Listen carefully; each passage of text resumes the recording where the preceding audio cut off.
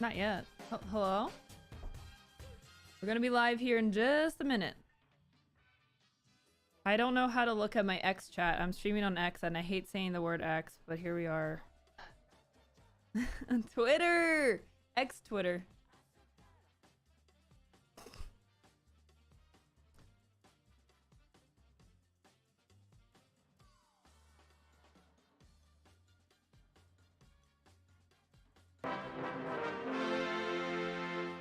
Alan with the 43 months. Thank you, Alan. Oh, I need a water. One sec.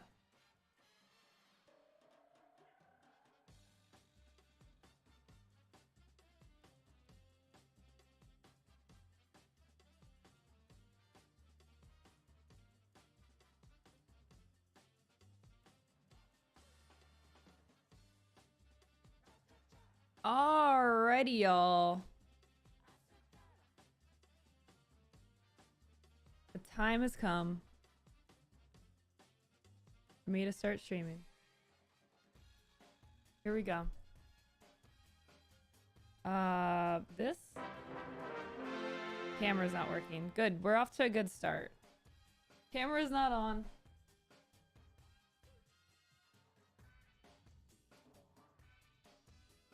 Professional streamer, by the way. Well, I never used to turn my camera off. And then when I got this teleprompter, it started overheating my camera regularly.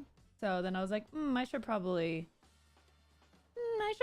start, you know, doing something about that. So now I turn my camera off as much as I possibly can because it is a sauna in this room. One more reason to move into a single PC setup. I do say so myself. Hello, everybody. How's it going? Happy Monday. I hope you all are doing well. I am live on Twitter. I don't know where my chat is. So, is there a chat on Twitter? I don't even know. But if you're watching on Twitter, hang on. Like I'm live. Oh. I see. Oh. Okay. Hey. Okay, cool. But how do I see it on, like, I see y'all on Twitter now. I do. I see Enla. I see Chef. I don't see you guys in my restream chat thing, I think. Maybe. Let me see if I can get this turned on. I just did this spontaneously. I did not prep for this. I was just like, screw it, let's just go live on Twitter. That was my logic. Yeah, I don't see how to. Oh, now I see. And now I see Enla. We're in the restream chat. I see you on the X logo. Oh no, Enla's on all the streams at the same time. What is happening? Oh. Enla 2 OP. Enla is on Twitter / Twitch / YouTube. Amazing. What's up, Pine Peas? How you doing? How is everybody doing? What's up, Nautical? How's it going? Good to see y'all. Chef coming in with 85 months. Thank you so much, Chef. Really appreciate that. 85 months. We got a lot to talk about today, y'all. We got a lot to talk about. First thing, big announcement. This is big, okay?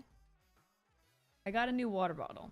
I got an actual water bottle for the first time. It's cute, right? It's pretty cute. F for Iron Flask is the brand. Iron Flask. I don't know.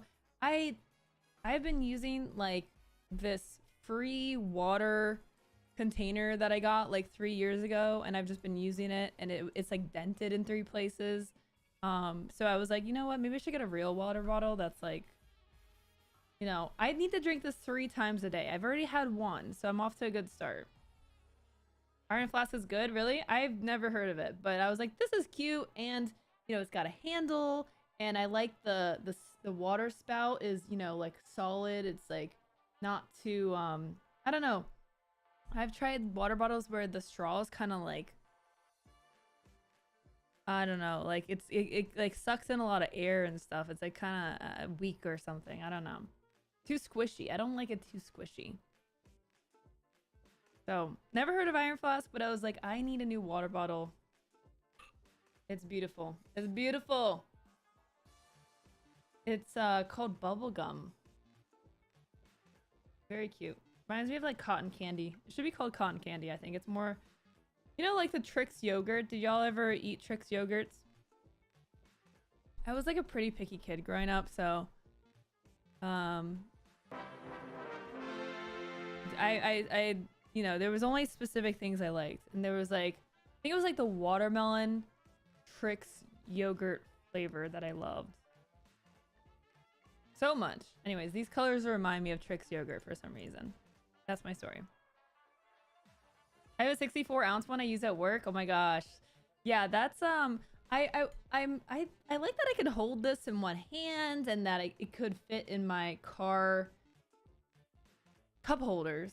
I was looking at some of the bigger ones, but yeah, ultimately I went with something that was a little bit more convenient. Yeah, I have to fill it up a bunch, but it's fine. What do you think about leading all of your streams with streamer news? That's all of my streams. All of my streams are streamer news. That's what I do. I got a new succulent in a cup on Friday. That's cute, Enla. You getting a little garden? Blackjack! What's up, Blackjack? How's it going? Thank you for the 106 months. What's up, dude?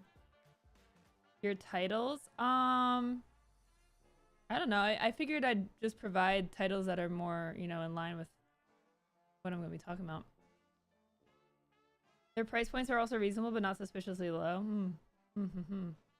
What's up, Blackjack? Thank you for the 106 months. Chrissy with the 53 months. Kadashin with the 36 months. Thank y'all for the resub. Hope you're all doing well. Sorry I missed last week. I was out of town, and it was hectic last week. This week is also going to be hectic. Just a lot of stuff happening. Busy, busy, busy. Booker, of course, very busy. He's here to say hi. Let's bring him in. Come here, Booker. Come here. Come here. Come here. Okay. He just, I think he wants to be tucked into his bed. Okay. You know what, Booker? This is not about you today. I mean, every day is about Booker, let's be honest, but... Booker, this isn't about you. How's it going, Nautical? Yeah, we got a lot of things to talk about today. So first of all, we are live on Twitter for the first time. So we are live on Twitter, YouTube, Twitch. We're taking over the world, one platform at a time. I really like the idea of streaming on Twitter, actually, because there's probably so many people that follow me on Twitter that have never made it to the stream. You know, I think it's one of the challenges with any platform, right? Is getting your audience to another site.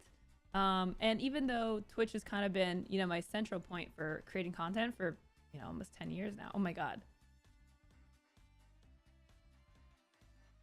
I just realized that my tenure of streaming is going to be in 2 weeks. I'm not mentally or physically prepared for such a thing. Okay. Yeah.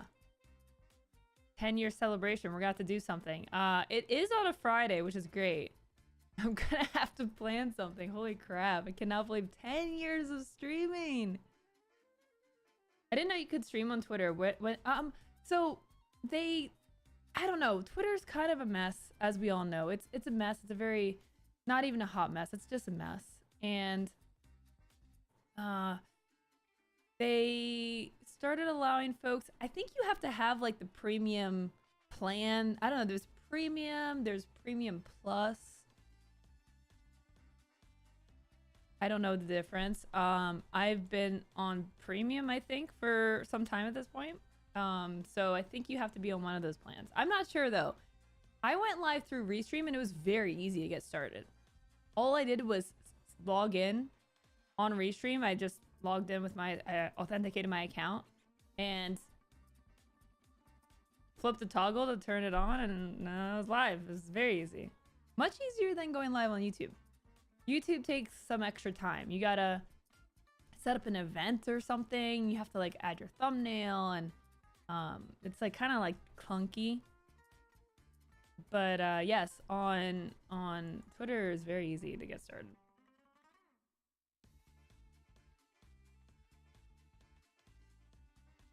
Very curious how those views work on Twitter. Yeah, I don't know. I've seen excuse me? Excuse me. Can I help you? Booker just staring at me, giving me stank face right now. He's just like, he like pawed at me. He's like, yeah, I did that. What? What of it? Hmm? What are you gonna do about it, huh? I'm gonna love you because you're the goodest boy. Because you're the goodest boy.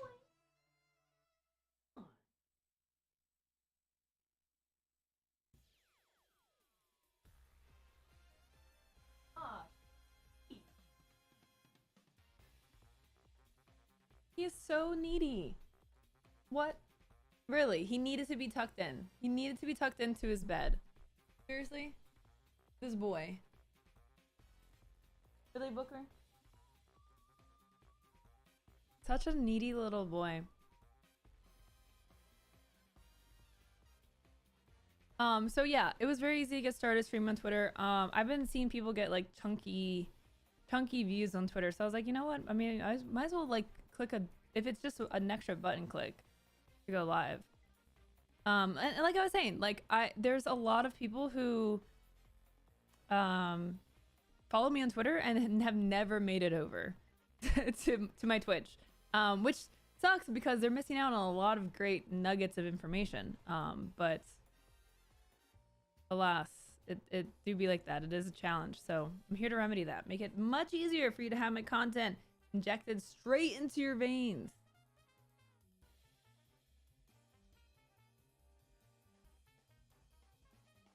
Okay.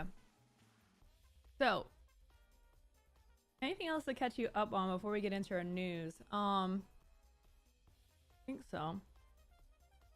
Nope, new water bottle. Already said that. I got very excited just thinking about telling you about my water bottle again. I don't know if there's anything else to talk about. Booker's being a good boy. He's still the best boy. I got Booker a new toy. I got him this like turkey leg toy, and he loves it. It's so funny. Like, it's one of those toys. I feel like they finally have figured out how to make toys for dogs who destroy toys in a way that it's still fun for them to play with. Like, it's not like a hard toy, because Booker's teeth keep falling out because he bites so hard. But you know, they actually figured out how to make it like soft with that like plasticky feel, but like sewed in a way that there's not, like, if there's like an arm on a toy, or there's like an appendage that's like, you know, sticking out from the toy, that's where Booker goes to just tear it open. So I feel like he's like, I feel like they figured out how to make toys last a little bit longer. It's still up, still standing, which is good. I'm still waiting for Resident Evil VR. Yeah. Yes. Yes, I agree. Booker rips limbs off toys? No, I don't. Booker does. He's like a surgeon about it. If a toy squeaks, it's going down. I mean, he's going in.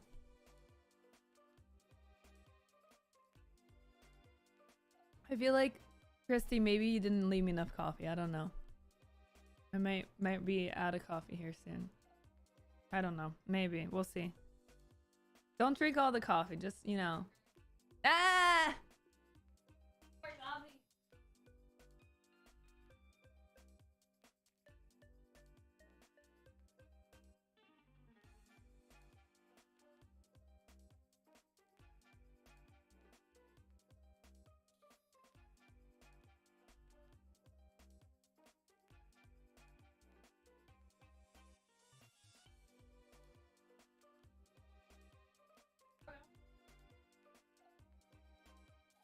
Okay. I got more coffee. Now's your chance to take over. Booker already owns the stream. We all know this. We all know this. Okay, so now that we've gone through that, let me... I don't know what you can do. I'm looking at Twitter. I'll actually show you what I can see. I don't know what you guys see on Twitter. So there's a couple of things with streaming on Twitter, right? So there's...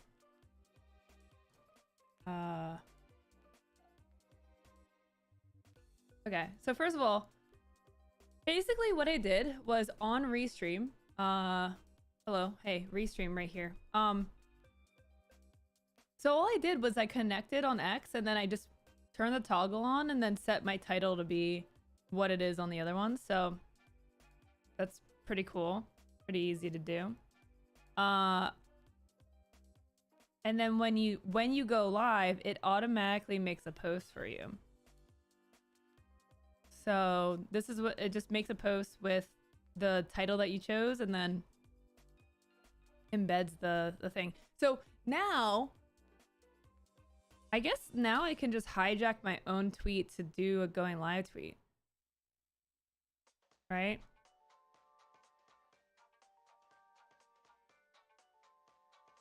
Okay. Streaming on X, Twitch, and YouTube. I don't know the YouTube link. Is it like loco/live? Don't know. I don't actually know. YouTube, again, YouTube has like kind of a weirdness with sharing. It's like there's like a custom link. But I feel like there's one that you can keep linking. Let me try locos. Oh, it worked! I guess right. Hey, logic. Streaming news advice for creators. Let's go. Okay, let me go over here. I'm gonna upload the thumbnail. Okay, cool. Cool.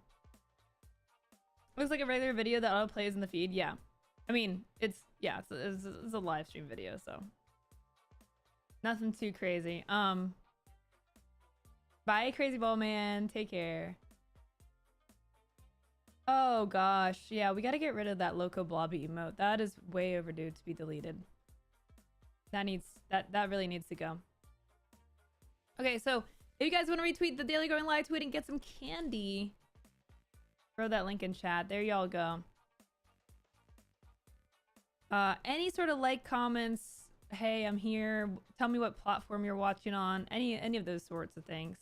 So, and then now if you go, you can actually click on the broadcast and then you get taken to a page where you can actually chat. And if you do chat, I have it synced up, so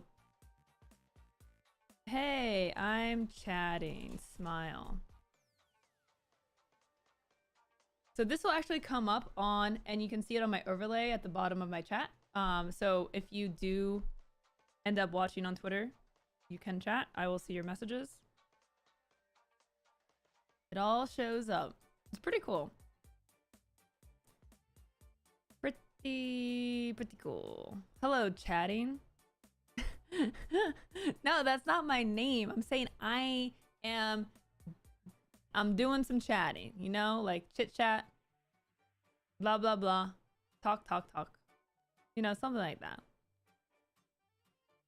That's what's happening here. Okay. Let's get into some news.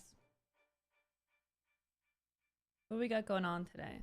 We got a lot of stuff to talk about. We gotta catch up. All right. So first of all,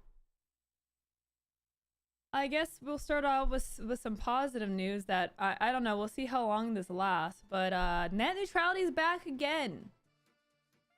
Guess who's back? Back again. It's net neutrality. It's back. Consumers can look forward to faster, safer, more reliable internet connections and under the promises of newly reinstated government regulations until we figure out who wins the presidential nomination. And then it could just be removed again. Who knows? The FCC voted 3-2 on Thursday to reclassify broadband as a public utility such as water and electricity to regulate access to the internet. The move to expand government oversight of internet service providers comes after the COVID-19 pandemic exposed the magnitude of the digital divide, forcing consumers to rely on high-speed internet for school and work, as well as social and health support. Because the government deems internet access an essential service, the FCC is promising oversight as if broadband were a public utility. In doing so, the government aims to make providers more accountable for outages, require more robust network security, protect fast speeds, and require greater protections for consumer data. This decision effectively restores so-called net neutrality rules that were first introduced during the Obama administration in 2015 and repealed 2 years later under President Trump. So if Trump wins again, you know, this could just go back and forth forever. I don't know. It's like part of why the government is so dang just inefficient, because by the time you get something passed and you start doing stuff and then, you know, someone from the other party wins and then gets rid of it all, like, how are we supposed to make any progress on things? So it's like, it's kind of like just, to me, it's like 4 to 6 years of just nothing really, back and forth. But obviously this is like a good thing to have. So, you know, we'll take it while it's still around. So for those who don't know what net neutrality is, it's the idea that the flow of information on the internet should be treated equally and that internet service providers can't interfere with what consumers do online. So, for example, we kind of had the most recent example of this with Twitch Korea shutting down. And now it's not like a exact one-to-one, but essentially what was happening was the cost for providing access to for viewers to be able to watch and for streamers to be able to stream was way too high, because Twitch was basically getting charged for every person that watches on their platform and every person that streams on their platform. So it just became very, very costly. And stuff like that can happen when, you know, in the US, if the internet is not treated like a public utility, you know, there has to be standards for public access. You know, to me, it's a very important, you know, type of legislation to make sure that the internet is a tool that is as free and accessible as possible. So hopefully, you know, this sticks around and, you know, is able to protect consumers. This article from NPR says, also referred to as an open internet, net neutrality aims to level the digital marketplace, prohibiting internet service providers like Comcast and AT&T from running fast lanes and slow lanes, speeding up or slowing down internet speeds for online services like Netflix and Spotify. So, for example, they could, you know, if without the protection of, you know, being a public utility, internet service providers could sell you packages of sites that you could access and charge websites to load fastest and to be in the packages. Like it could basically become a complete disgusting mess. And, you know, we already have enough crap going on with streaming platforms, with oh gosh, what is it? It's Disney and Hulu and Max or something that are packaging their streaming. Oh god, they're like reinventing cable. The thing we all knew that was gonna happen is actually happening, which is like such a headache. I'll take the loco upgrade internet package. Cable 2.0, really. It's just so annoying. So anyways, yeah, that could be a thing on the internet as well. And I mean, I think that having internet should be as accessible as having light and food and shelter and, you know, like basic things that are not that accessible for everyone, but, you know, this does help put it into the right direction. With all the net neutrality regulations in place, phone and internet companies have the power to block or favor some content over others. This issue has pit telecom companies against big tech. Net neutrality advocates tech companies, consumer watchdogs, and free speech activists among them warned that without such regulations, broadband providers are incentivized to charge customers more to use internet fast lanes or else risk being stuck with slower speeds. In recent years, the issue has largely become a partisan one. In 2015, the President Obama appointed FCC chair ushered in the approval of net neutrality rules. Those rules were repealed 2 years later under President Trump after his pick to run the FCC called them heavy-handed. This guy, by the way, I remember when this happened. This guy is like a former like Comcast exec or something. I guess it's probably this article. This dingus.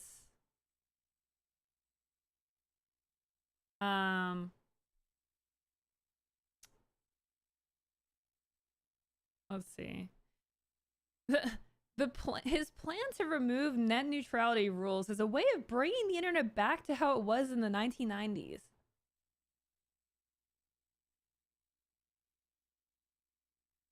The internet in the 1990s. Yes, that's exactly the type of thinking we need in the White House. Bringing back the internet from the 1990s. What kind of argument is that? So stupid. So, like, these people are so dumb. Okay, blah, blah, blah.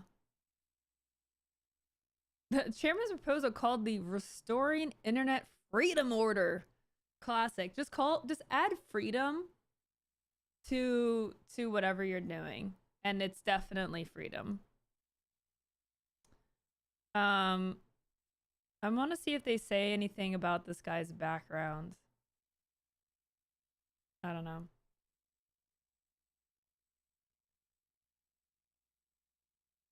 I miss the dial-up sounds.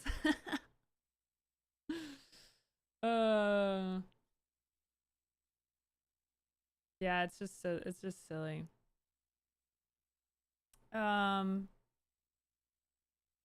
Every consumer deserves internet access that is fast, open, and fair. That is common sense. You would think. You would think. These days, people don't use common sense, though. We all know that. The measure passed along party lines with Democratic commissioners in favor of net neutrality and Republicans opposed. I just will never understand what people who still vote Republican actually vote for. Like literally, they don't like you as a person. I don't know why you keep voting for them. Like, they literally just are pure evil and they hate everything. Like, you just want hardship? You just are like, I just have a hardship kink. Let me just vote against my own interests every single time. I don't get it. What critics are saying? Opponents say the net neutrality rules are government overreach and interfere with commerce. These people, they just care about money, money, money, money. They just want to make more money. Not everything needs to be about money. The Postal Service does not need to be profitable. Healthcare does not need to be profitable. The internet needs to be accessible. Like, not every single thing in our culture, in our society, needs to be about making the most amount of money.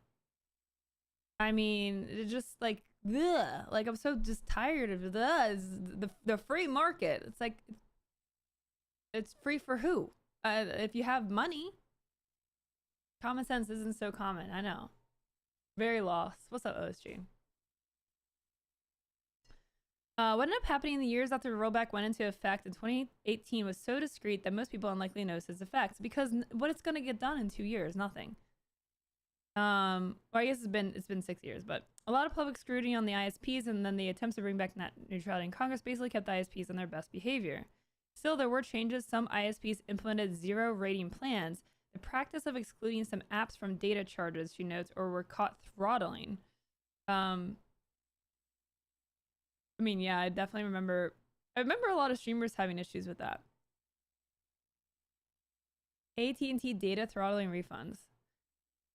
Absent heightened federal regulation, tough net neutrality rules that sprang up in several states, including California, Washington, and Oregon, also have continued to keep internet service providers in check. AT&T data throttling refunds. Oh, this came out last month. The FTC is sending payments totaling nearly $6.3 million to 200,000 former AT&T customers who filed a valid claim before the deadline. The FTC sued AT&T and the company agreed to settle. According to the FTC's lawsuit, AT&T unfairly reduced data speeds for consumers with unlimited data plans. Asterisk. Unlimited data plans at a slow speed. After consumers reached a monthly threshold, they experienced data speeds so slow that many common activities like web browsing and video streaming were difficult or impossible. As a result of the settlement in 2020, AT&T issued bill credits to current customers and sent checks to former customers, which resulted in $52 million in refunds. Now the FTC is sending payments to eligible customers who didn't already get a payment. So hey, did anyone qualify for this? Free market with my choice of one internet provider at my address, right? Like, there are many places where ISPs already have a monopoly. There's literally no other choice. It was like after 22 gigabytes of data. Yeah, this, I mean, I definitely remember creators running into issues with this.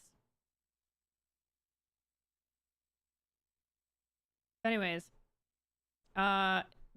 it's back to not, net neutrality's back. We'll see how long it lasts. Like, why did it take this long? It's 2024. We're like, this is like the last 2 months, 3 months, whatever, how many months. I can't do math, okay? Math on stream is illegal. It's like the last few months of Biden's presidency. And, there's some things happening. It's kind of like, I guess, it feels like nothing happened for years. And now it's like, okay, let's just do a couple things real quick. Gotta secure some votes here, and then we'll be good. Excellent. $52 million. That'll show those billion-dollar companies. I know. I mean, hey, look, it's 250,000 customers. It's an amount of people. Okay. On to the next article. Let's talk about Critical Role. Speaking of people who use the internet, let's move into our next article. Critical Role is expanding its nerd empire. One longtime partner is about to be left in the dust. Who watches Critical Role? Anyone? Hands up? Anybody? Local wave? I've seen some of it, and I definitely, get it. I think it's really cool. I just don't have enough time. There's, billions of episodes, and they're trillions of hours long. I just don't have time. I need, a 30-minute, sprint episode. Just talk really fast. I'm so far behind the campaign, really. I used to, yeah. Critical Role is taking another step toward reigning supreme over new nerd world for years to come. In the not too distant future, we may look back on this day as the beginning of the end for Twitch. Because it sure looks like Critical Role, one of the juggernaut streamers on the platform, won't need it for much longer. So this is actually very interesting. For the uninitiated, Critical Role is a company co-founded and run by a crew of 8 self-professed nerdy voice actors who built a geek empire off playing Dungeons and Dragons on Twitch. They've been streaming on the platform for more than 9 years and have a 1.3 million strong fan base on the site. I've been streaming for almost 10 years and I don't have those numbers. What's wrong? Now Critical Role is striking out on its own with the launch of Beacon, an in-house membership service. Beacon essentially gives people what they get with a Twitch subscription, instant access to VODs of their live streams, but with some additional perks. The $5.99 a month Beacon membership comes with exclusive access to additional Critical Role programs. Also on the offer is the inside track to a private Discord server, discounts on the team's merch store, and early pre-sale dibs on tickets to their live events.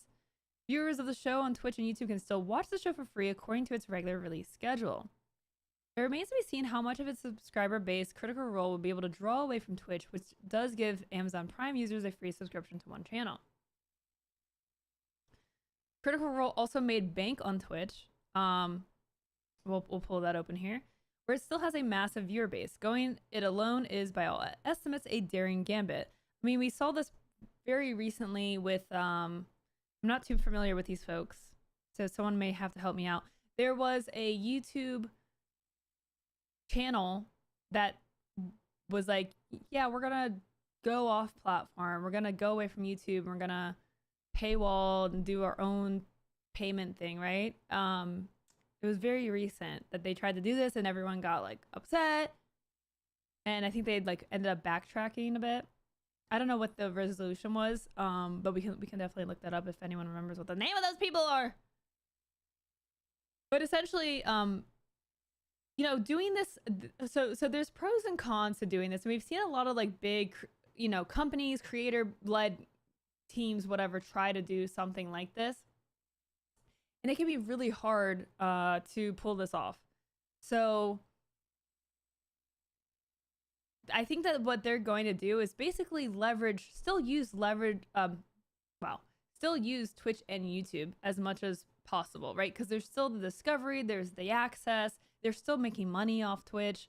But then they'll say, hey, we have this, you know, we get, instead of 70% of your sub revenue on Twitch, we get 99% if you sub here. And because it's our own platform, we can integrate it with all of these other benefits that you just can't do on Twitch. And this is exactly what we talked about just 2 weeks ago when we were talking about, what were we talking about related to this? I think it was like when we were watching that video, The Death of the Follower, which if you haven't seen is a phenomenal talk by the founder of Patreon. It was really, really, really insightful discussion. But yeah, like we've seen this before, and you know, this is what we talked about with Twitch. Like Twitch is looking to be profitable. Who? Lyreal?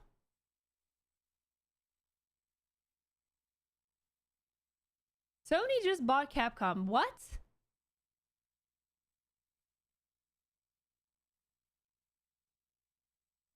What is happening right now?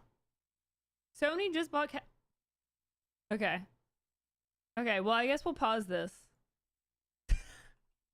What? No. Are you trolling? No, you're trolling. You're so trolling. You're trolling me. You're trolling me. Pen 1 2 3 4 5.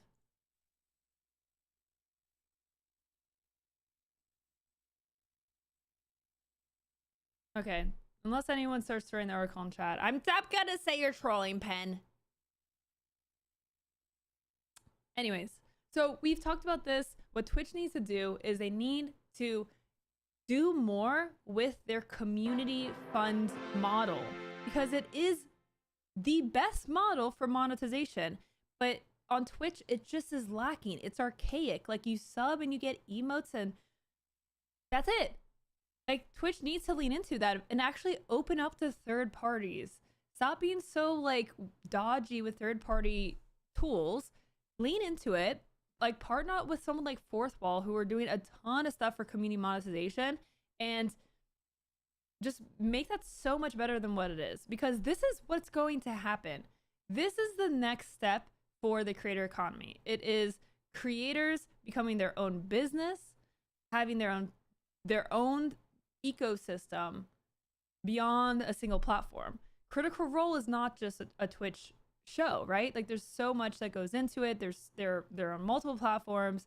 You know, they have merch, they have, you know, they've done a Kickstarter that we'll talk about, and you know, so much more that goes into that. It would be unwise to bet against a crew that ran an $11.3 million fundraising run that smashed Kickstarter records. Frostbite, what are you doing? Frostbite 1981 shared 1,500 bits. I am here. since we were talking about trolls. Wow, Frostbite heard we were talking about trolls. Frostbite, thank you for the 1,500 biddies. I super appreciate that. You're the bit lord. Use it wisely. What's up, Kimmy? Monstro, thank you for the 9 months. Appreciate the support. Frostbite, thank you for the 66 monthers. Thank you so much. Critical Role's The Legend of Vox Machina. I know how to read. I read good.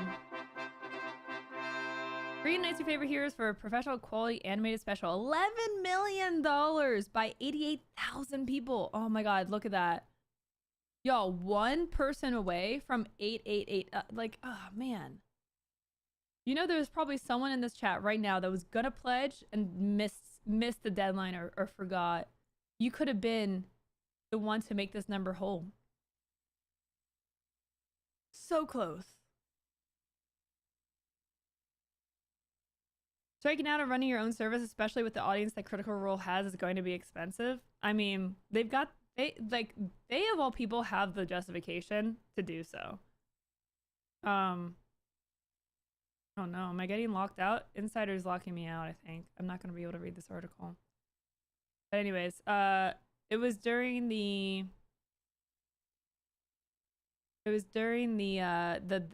data breach. We found out that Critical Role, which data breach?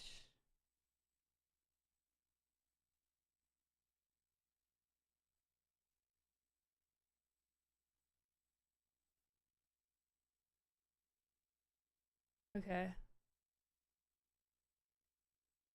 So when this happens, I don't even know. Am I allowed to show this? Whatever. It's like old news at this point. So Critical Role, this was like between August and October, even above XQC. Earned over $1 million more than XQC.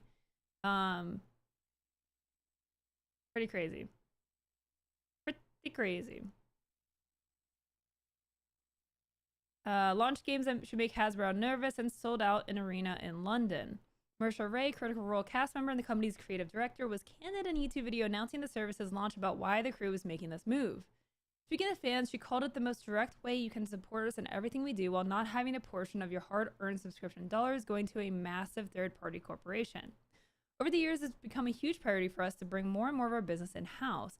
It's no secret that video platforms have, let's just say, they've been through their ups and downs. It's not uncommon for content to get demonetized because we all have the vocabulary of teenage sailors. Or on the extreme other end of the spectrum, we'll sometimes have ads run in front of our content that don't really vibe with our beliefs. That's not cool.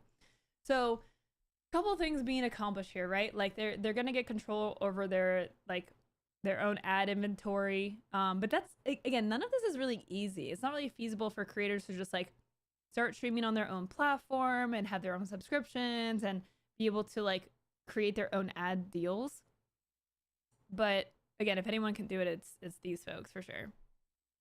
Critical Role CEO Travis Willingham added that with every windfall, the team continues to purposefully reinvest in their company to make more content. The TLDR is we kind of want to provide the best experience to you, our community, said Matthew Mercer. It was through your support that we are even allowed to go independent in the first place. As if that wasn't enough Critical Role news for one day, fans can also join what's expected to be a mad scrum for tickets to their upcoming live show. Pre-sales for Beacon members go live on May 20th, with general sales a day later on May 21st. So you get like a day early access for buying tickets to their live show. Long-awaited third season for the cast's Amazon-funded animation series also drops in the fall of 2024. Representatives for Twitch did not immediately respond to a request for comment. So now let me see here, because I think they are still going to stream on Twitch. Critical Role Twitch. I don't think they're going to be completely off Twitch though. Like, I think they'll probably leverage Twitch's, like, you know, video posting ingress as much as they can.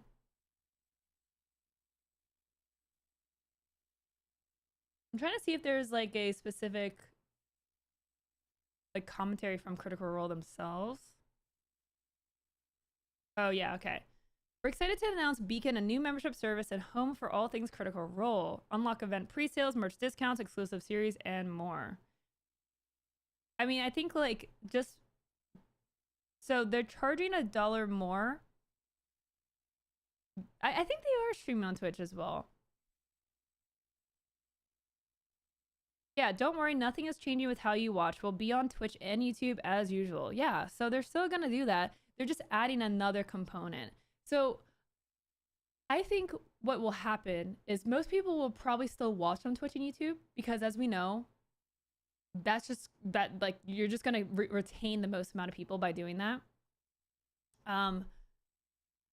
But now there's a subscription option that's off Twitch. And they're going to just continue to be able to build custom benefits for those members that they can't do with Twitch. It's not as enticing to be able to build on top of Twitch when you're getting 70% versus, 99%. YouTube put your content on everyone's TV, yeah. So they're just making their own Patreon? Yeah, I mean, essentially. It's their own membership service. Let's load it up. Okay, welcome to Beacon. Do not stare directly into the beacon. Beacon.tv? Is it a whole separate site? Welcome to Beacon. Oh, it's literally a whole site. That is interesting.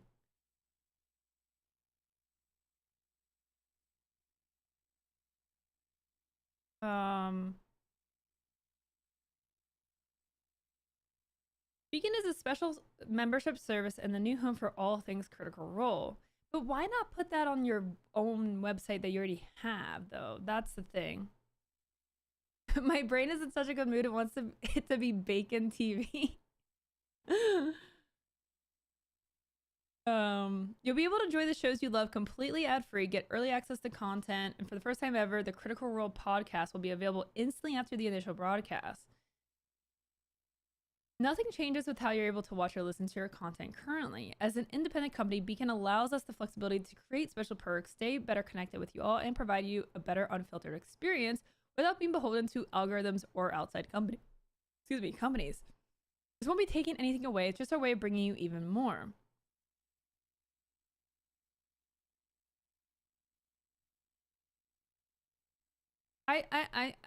So I just don't know why you're putting it on an external site. There's an SEO thing happening here with Beacon versus Critical Role, but like, this is the traffic. This is the funnel. I guess is it going to try to roll out their service in a way to offer to others?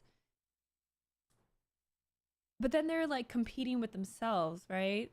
Unless they're like Beacon is trying to be like, I don't think that's, I don't know. That's kind of bold.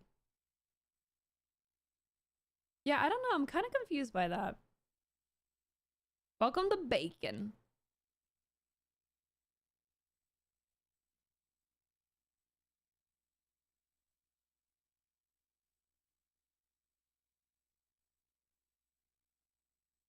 I don't know. I mean, I would probably just put it into their site, right? Maybe there's like a legal distinction. What is Beacon?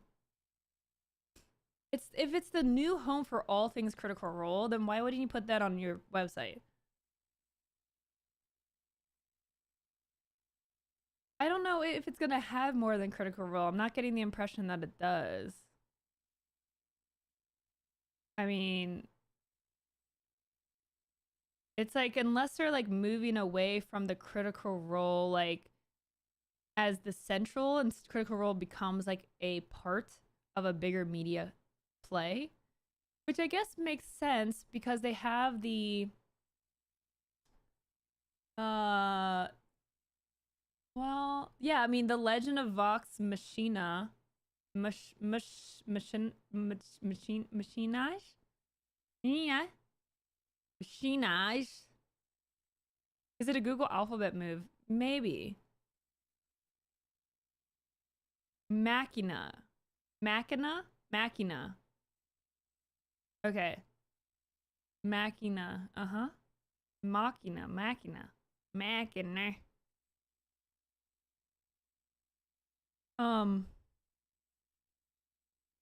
Yeah, maybe. Maybe.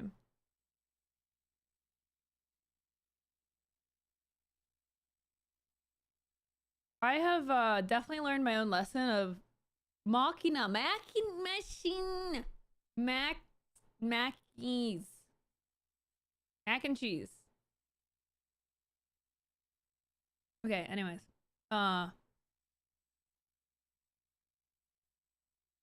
Interesting. Well, yeah, I mean, like I said, I think if I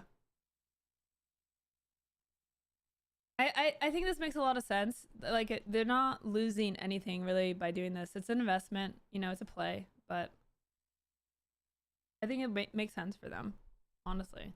Like they're probably gonna get they're probably gonna get a ton of money. There's also gonna be people who sub to both. There's gonna be a good overlap with people who sub on Twitch because they want the emotes, the recognition, whatever, and there's gonna be people who they're gonna want the extra benefits. So I can see people subbing to both, honestly. I think it makes sense for them. I think for many folks it's just not that feasible to do. But for them I think it works. Alright. Let's continue.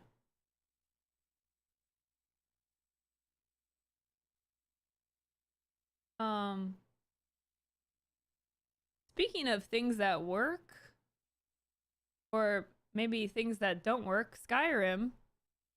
There's a Skyrim mod that allows Twitch chat to speak for NPCs. Oh gosh. The Skyrim streamer online has developed an awesome mod that allows their Twitch chat to speak in place of NPCs with hilarious results. While the Skyrim modding scene is among the most active in a game, this particular creation is some of the most unique work to emerge in a long time. Blah blah blah blah blah blah blah blah blah blah. Okay, let's watch this video. My first Skyrim mod lets people voice my NPCs live in real time. It went as poorly as you'd expect. Look, I'm not liable for what happens here. Mod before. Okay, let's like, it really all you have is an on and off button. What year is this? That there's no volume slider, guys. What? Is this a joke? Chat can live voice NPCs. It's gonna go horribly. Hey there, kid. You want some drugs?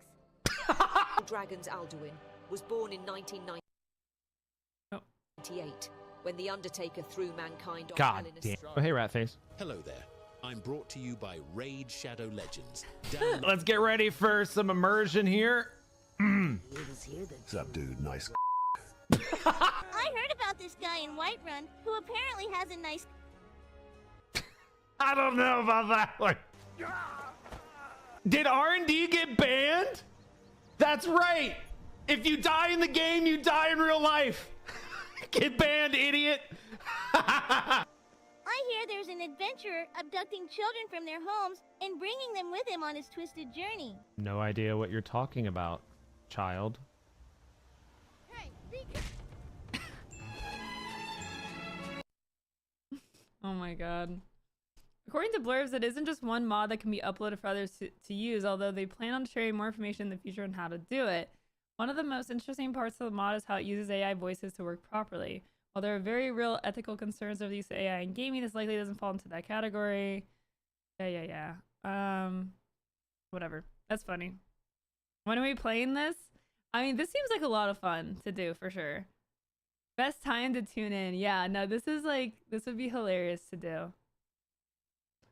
I would love to be able to have time to do little projects like this. Though I feel like all my NPCs would just talk about like fish moly all the time.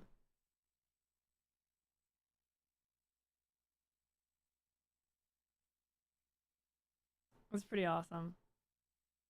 My people would be terrible. Why can you troll more, Blackjack? Where are you trolling me? Why are you trolling more? I'm scared.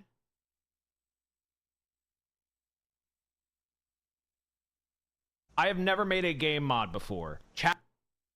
Very funny. Let's open this up. Let's get into it.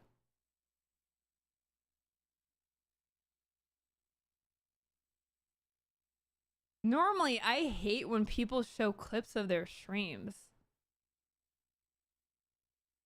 What is wrong with Reddit?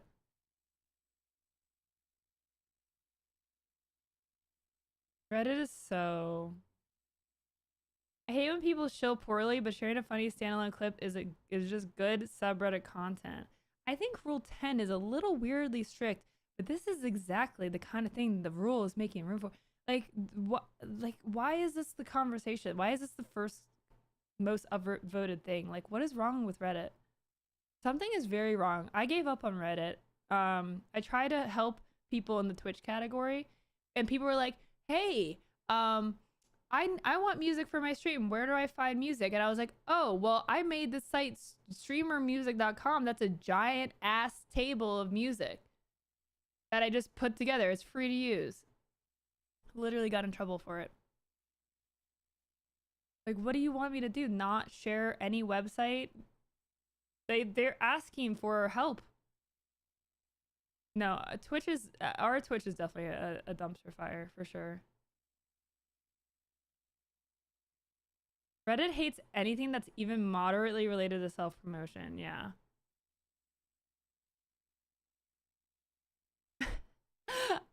I usually hate streaming and everything about it, but I like the idea behind this. Like, what is wrong with people? Why do people need to say these things? I usually just hate streaming. Usually I just hate everything, but actually I could see myself maybe liking this.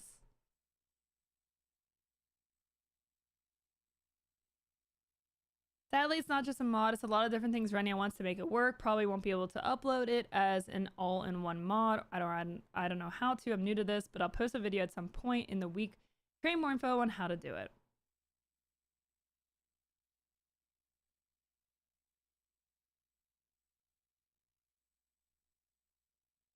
It's just like something's wrong with people on Reddit.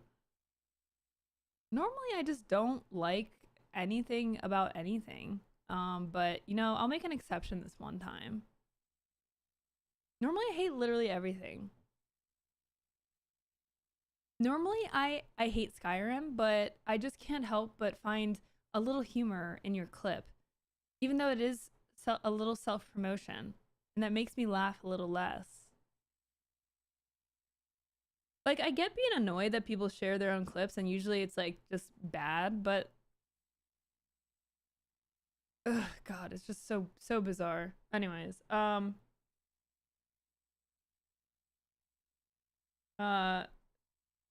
speaking of bizarre,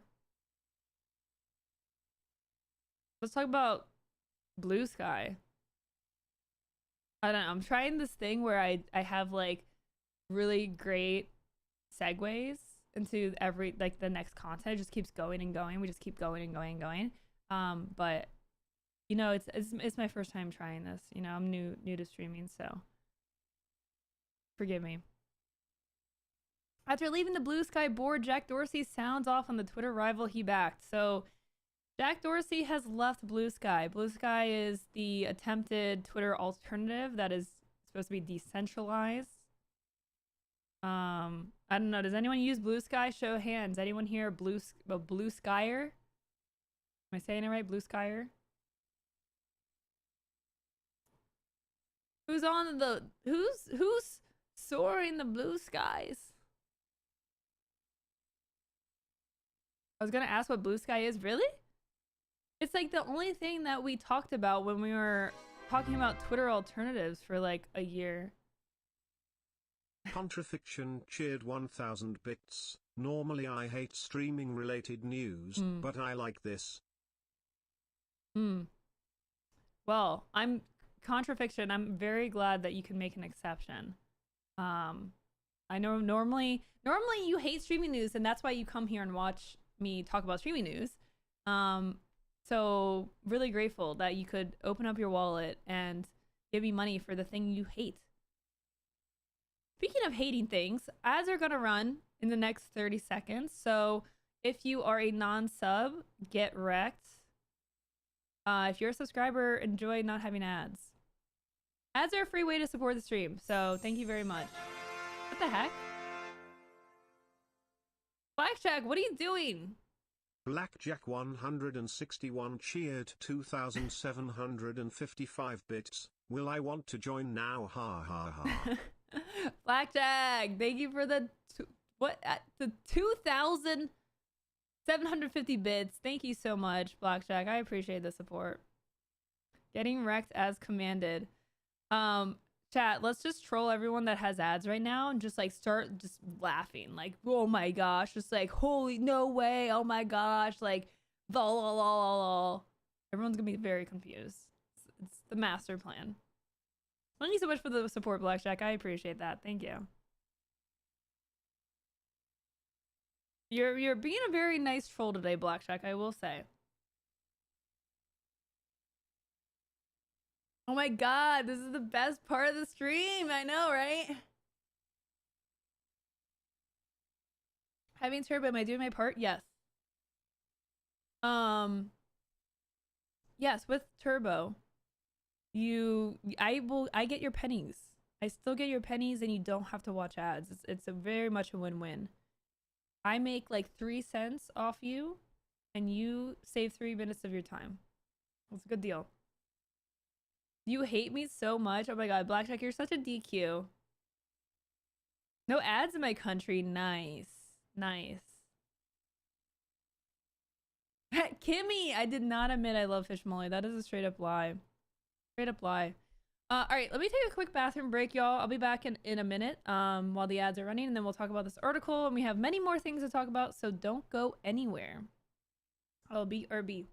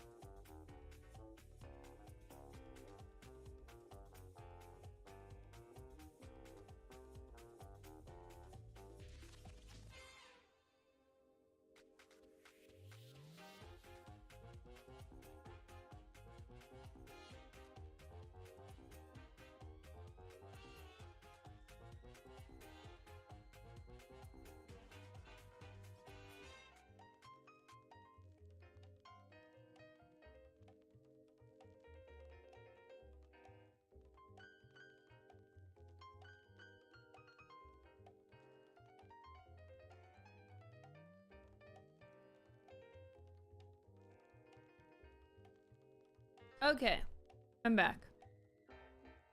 I'm back. Very nice. More cafefe.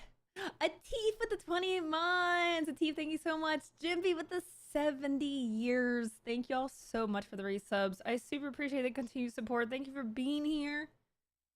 I miss you guys. I was talking to Christy the other day. And by the other day, I mean probably yesterday. I was like, I really want to like find more time to stream on the alt account and play some games. We're still watching the Fallout series. We're almost done the Fallout series. It's amazing, by the way. I've had dreams. I had like dreams about the Fallout series like after we watched it the other day. But like Chrissy's never played. Now she has like a lot of context. So now she gets really motion sick very easy. So I don't know if she'd be able to play, but it's something that where I could play and she could be making all the choices, but I'm like just using the keyboard and mouse, right? So yeah, I've been thinking about doing some more streams. Yeah, I want to. I've been playing Fallout 4 nonstop ever since watching. Yeah, it's so good. Like I'm like so blown away. I really wish. I don't know. Is this a hot take or what? I really wish that Fallout was released episodically. And I personally don't understand the justification of dropping every episode at once. I really miss the times where, like with Game of Thrones, everyone was experiencing it together every single week. And it really felt like a community type vibe. It was like, you know, global. And I think that not every show will warrant such a, you know, like a pace, I guess, because they're competing with, they're just trying to dump content and content and content. But I think there's definitely like Last of Us, for example. Like it's so much better to watch it 1 week at a time. And you're watching it, like we got everyone together once a week. We watched it and it's like there's no community when you just drop all the episodes at once. So I feel like Fallout is like the perfect candidate for just a weekly cadence, and I really wish they would have done that. I wish we could find that again every now and then. I don't know. I really like that feeling. I take it the Booker is having a nap. You would be right. He is. I mean, he's very busy. He's in a meeting right now. Very busy. He is oozing out of his bed. I binge it in a weekend. Binge watching is fun, but it's nice to experience in parts. Yeah. If only there was some way for us to watch the episodes one at a time. Yeah, but it's like not with everybody. You know what I mean? It's not like with like no one is talking about Fallout. I have not seen any Fallout related news since like the first few days that it came out. No one is talking about it. No one's like, oh my gosh, it just finished. It's so good. Like it's done. It's done. The conversation is over. And I just can't keep up with how fast we're trying to move through content and trends and, you know, like it's just oof. Okay. Anyways, speaking of trendy things, there was a time when Blue Sky was getting a lot of attention for being a feasible Twitter alternative, especially with Jack Dorsey, who founded Twitter and, you know, ended up being on the Blue Sky board. But Jack Dorsey is breaking out with Blue Sky. The co-founder of Twitter, now known as X, has abdicated his position on the Blue Sky board and deleted his account on the decentralized X alternative he initially backed.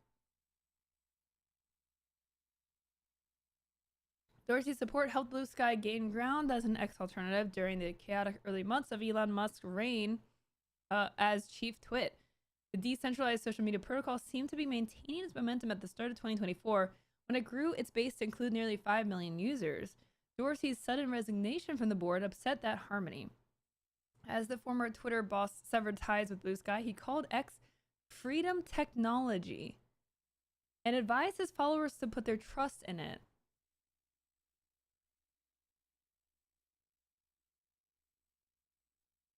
Don't depend on corporations to grant you rights. Defend them using your freedom technology. You're on one.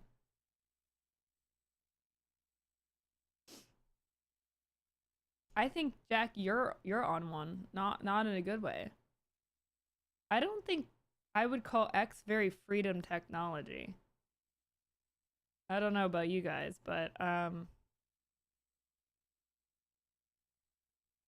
mean, it's freedom for bots. The bots have a lot of freedom. Anyways, he's cuckoo bananas. Freedom technology. That's a phrase. Days later, Dorsey expanded on his falling out with Blue Sky during an interview with Mike Solana of Founders Fund. The 47-year-old tech exec explained that he initially envisioned Blue Sky as a protocol that could be put into place on the platform formerly known as Twitter. Decentralized social media remained a priority at Twitter even after Dorsey's departure, but after Musk's takeover and rebrand, Blue Sky emerged as a separate entity. You can buy your freedom. Right, as they actively like suppress real people from visibility.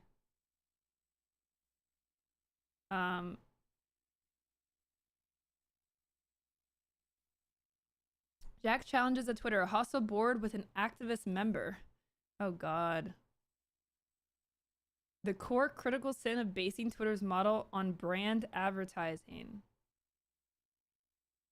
Bro, like how is Twitter doing since Musk took over? I'm just wondering how the platform's been doing. His plan for never having to ban an account after Trump taking Twitter private was the only way the much less censorious version of the platform would survive. There's absolutely no way social media companies remain censorship resistant without moving to open protocols. I don't want to read this. We got a lot to talk about today.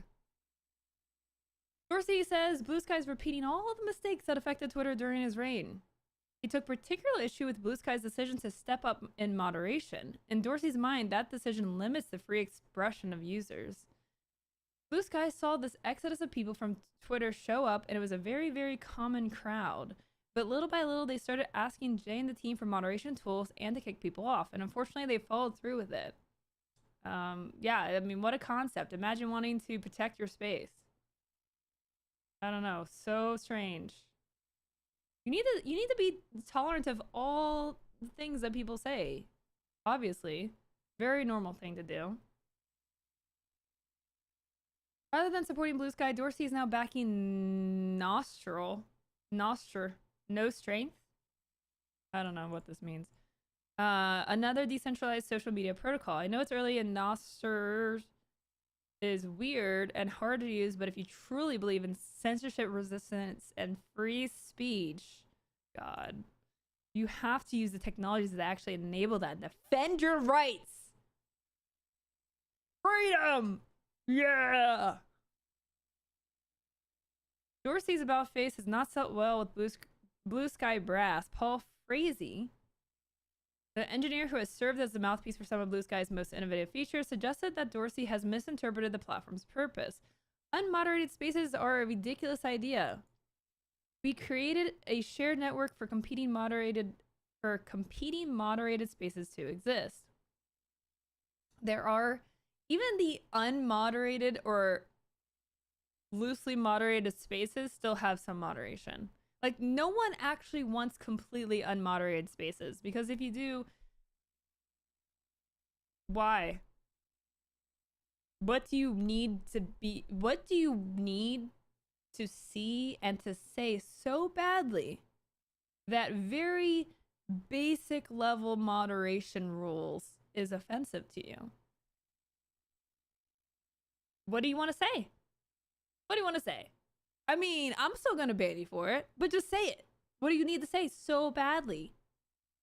What is it? What is it? It's just not a good position to be in.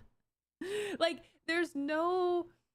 if anything, Twitter probably has become the most authoritarian, where they're like saying cis is a slur. And like, if you don't pay money, you're not as visible on the platform. Your voice is not as powerful on the platform. But yeah, sure, okay. Yeah, Twitter is /X is the freedom technology.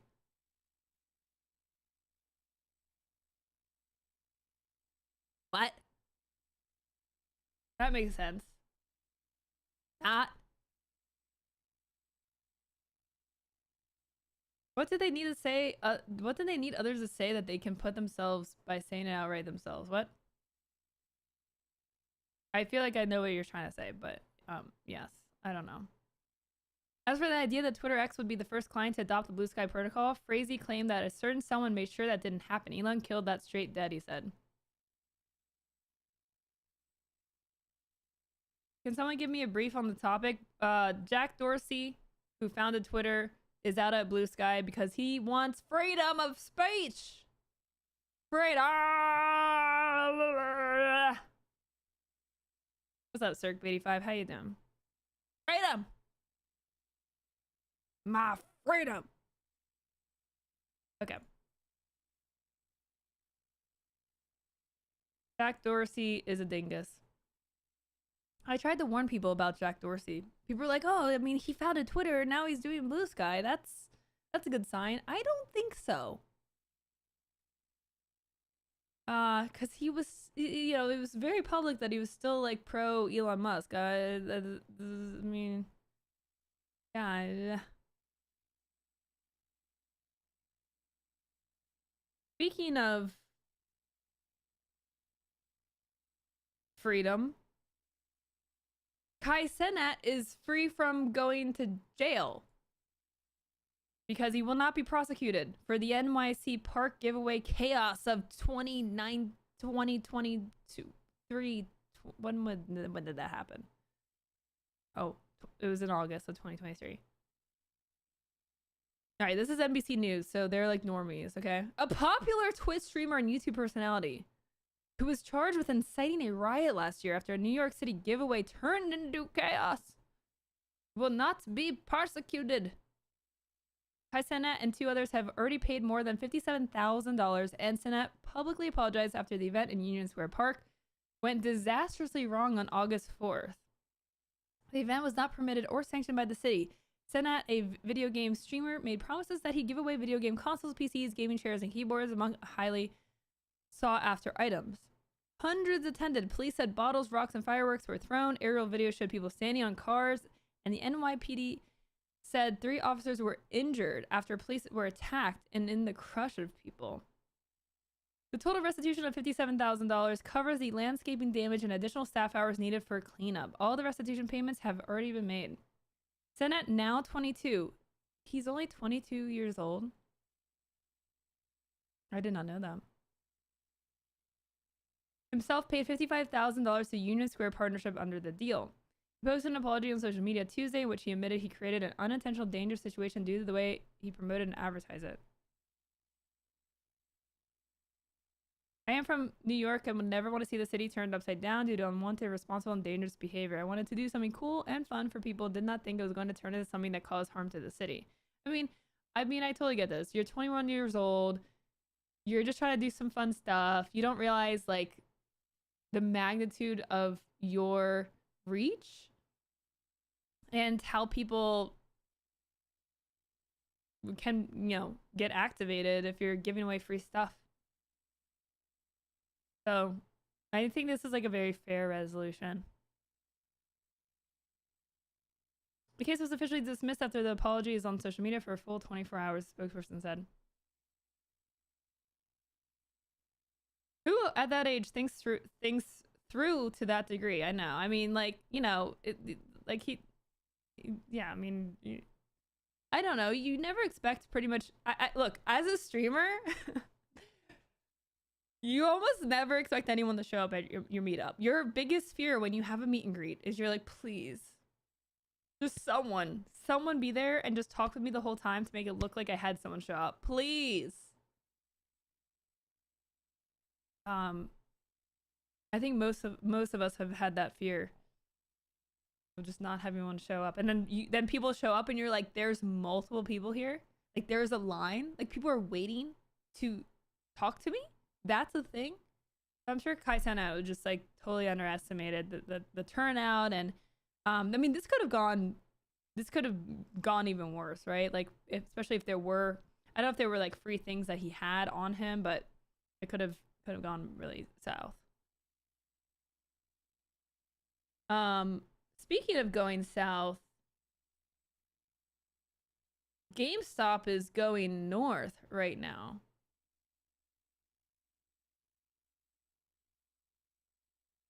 Game Stonks is back, baby.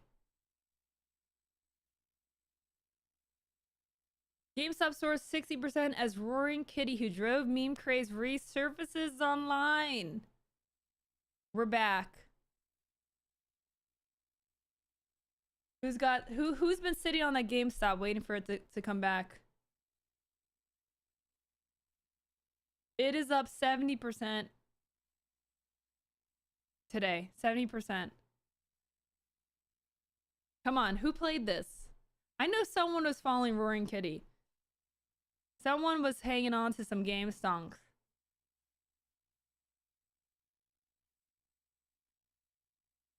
They recently closed the GameStop near me. RIP. 69%. Nice. It's up 69%. Nice. GameStop shares rallied dramatically on Monday after RoaringKitty, the man who inspired the epic short squeeze of 2021, posted online for the first time in roughly 3 years. The post. Behold. It is a drawing of a dude in the chair holding the controller, leaning forward, getting into it. 82,000 likes. Oh my gosh.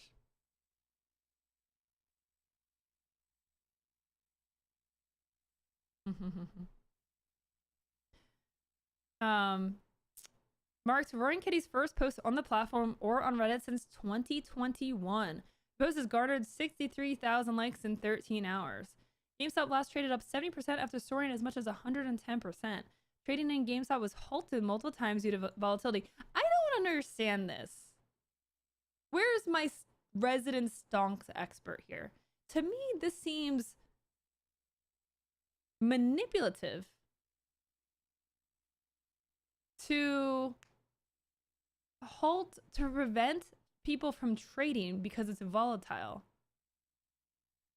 I mean, isn't that isn't that all the stock market is like? You're just betting on sentiment and financial data, right? Like you're going with it because you're like, oh, I think it's worth more, and then you put money in, and then it goes up, and then you sell it. Like, to me, I think this is like, to me, like, and I know that Robinhood did some shady crap in 2021 when this was happening. It's to prevent manipulation, but why is it that what is the manipulation? Because I mean, there are massive companies that basically can cause massive swings, right? Because if they move, everyone else moves, and they have a lot of stock. To me, it seems like only a problem when individuals mobilize.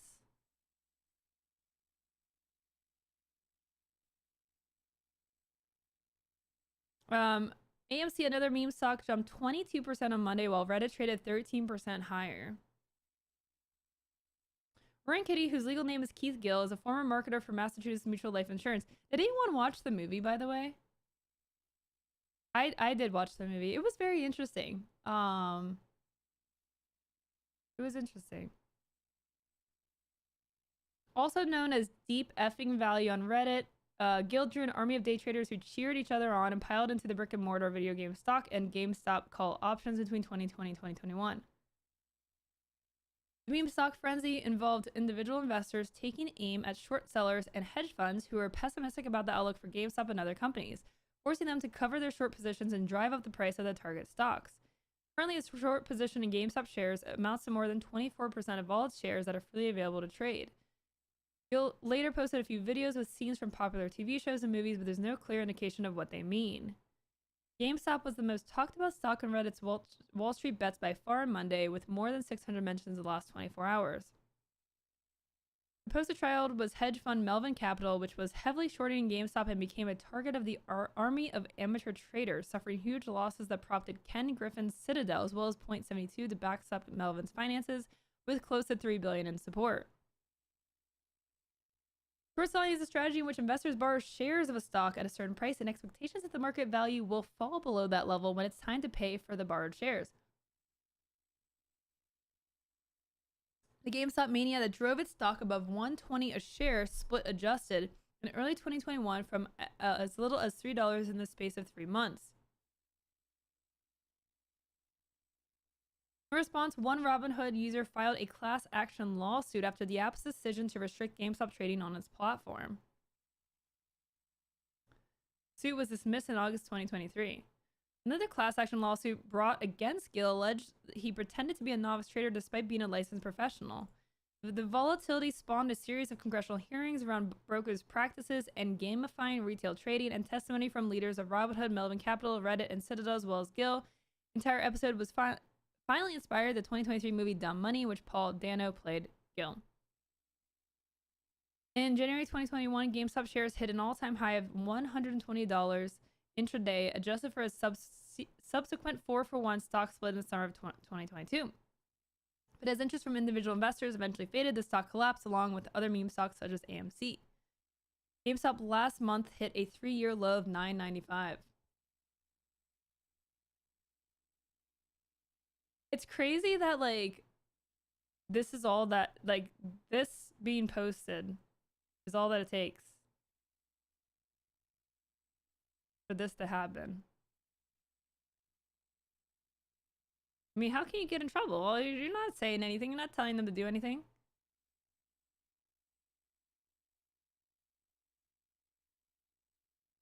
Recently, the stock has started to move higher, which may have rekindled Gill's interest along with enormous amounts of short interest in the game. GameStop has soared 57% so far in May, closing Friday at $17.46, and now it's at $29.57. But the fundamental business at GameStop, evidenced by its most recent earnings report, shows a discouraging picture at the video game company. In late March, GameStop said it had cut an unspecified number of jobs to reduce costs and reported lower fourth quarter revenue amid rising competition from e-commerce based competitors. Why does GameStop, like, I mean, I appreciate the meme. And I love, like, people getting together and rallying for a common cause, especially around video games, you know, as long as it's, like, you know, a valiant cause. But I don't know, like, GameStop is definitely like, no matter what, is dying. You know, no amount of memeing is gonna save GameStop, because they just have their model sucks, and they never really, I don't really think they've really adapted very well to the chains of times. I mean, they have added more versatility. Like, they have a lot of, like, nerdy merch and swag and stuff, so it's not just video games. But I don't know, man, like, maybe they need to expand to doing, like, maybe more board games and more, I don't know, community stuff, and I don't know.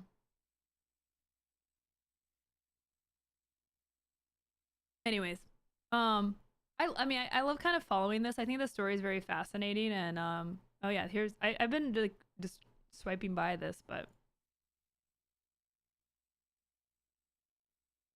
what's the, like, 1 month?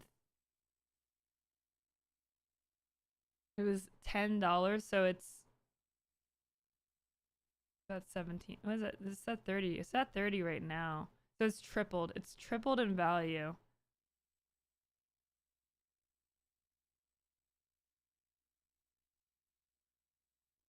I just found out that this morning they started getting to the sport card market by selling boxes. Yeah, I mean, they should be getting more into, like, card trading and physical games, and I don't know, like, I don't know what they're doing. I don't understand. They're not really doing anything, which is like I just don't even know how they're alive. There was some speculation that there were a lot of naked shorting happening, but basically it was big companies shorting it, that a bunch of normal folks brought it up without selling. Drove up the price, making the millionaires lose billions. I'm a big fan of billionaires losing billions.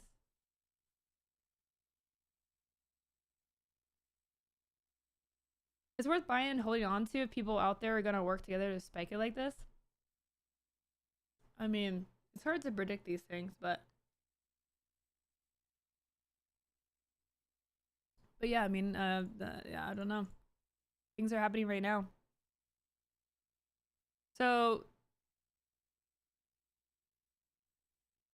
RoaringKitty is still posting. I don't know what's happening.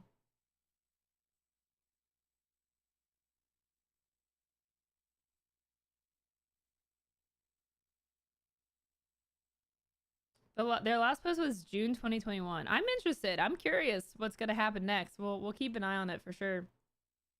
I am very curious. I was one of the little guys. I doubled or tripled my small AMC investment a few years ago. Really? That's awesome.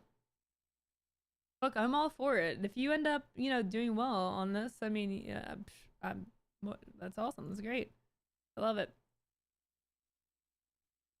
You know what else I love? What's next here?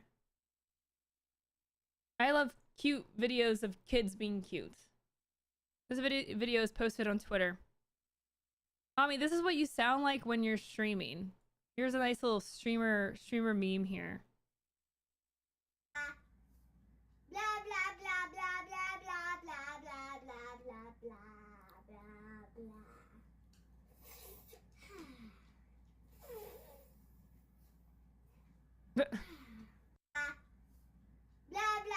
Is this you? Who does this resonate with? This is me, 100%. This is what I sound like streaming. Nailed it. This is a future professional streamer here.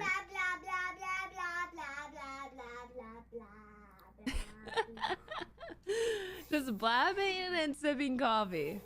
This has been me today. Today's coffee cup is a cute little panda. Very cute. I'll throw the link in chat here. I need a way to post on all my chats. I really need a better multi-chat. Too many, here we go. Throw it in. Where's my Twitter? I don't know where my Twitter live stream went. Oh, I found it. Okay, here we go. How do I... Okay, here we go. Boom.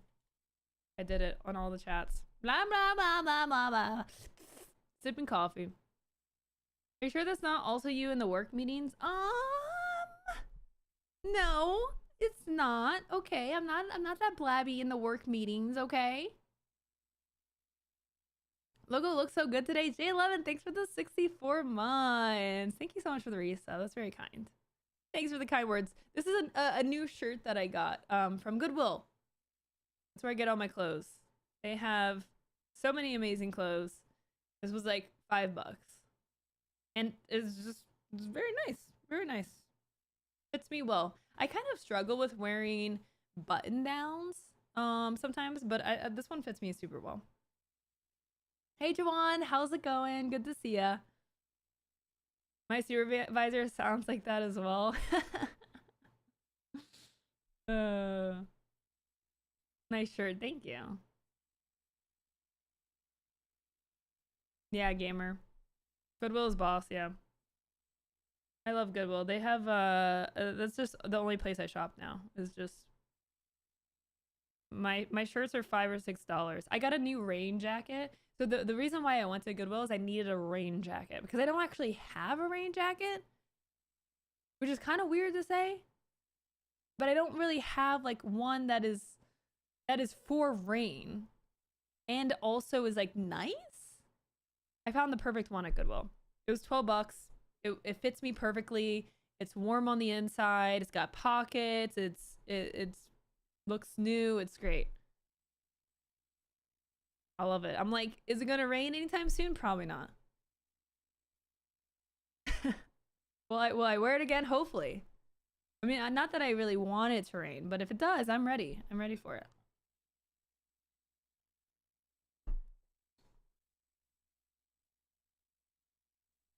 Speaking of being ready, are you ready for Square Enix to be multi-platform? I hope you're ready, because they sure are. Square Enix embarking on aggressive multi-platform strategy as profits drop 70%. So this is what I was gonna say with the GameStop thing as well, which is gaming as an industry is just a mess, total mess right now. For many different reasons, it's just an absolute shitstorm. We have a lot of layoffs happening. We have weird decisions being made by big companies. We're going to be talking about several of those today. We got a lot of those to talk about. But this seems like a good strategy.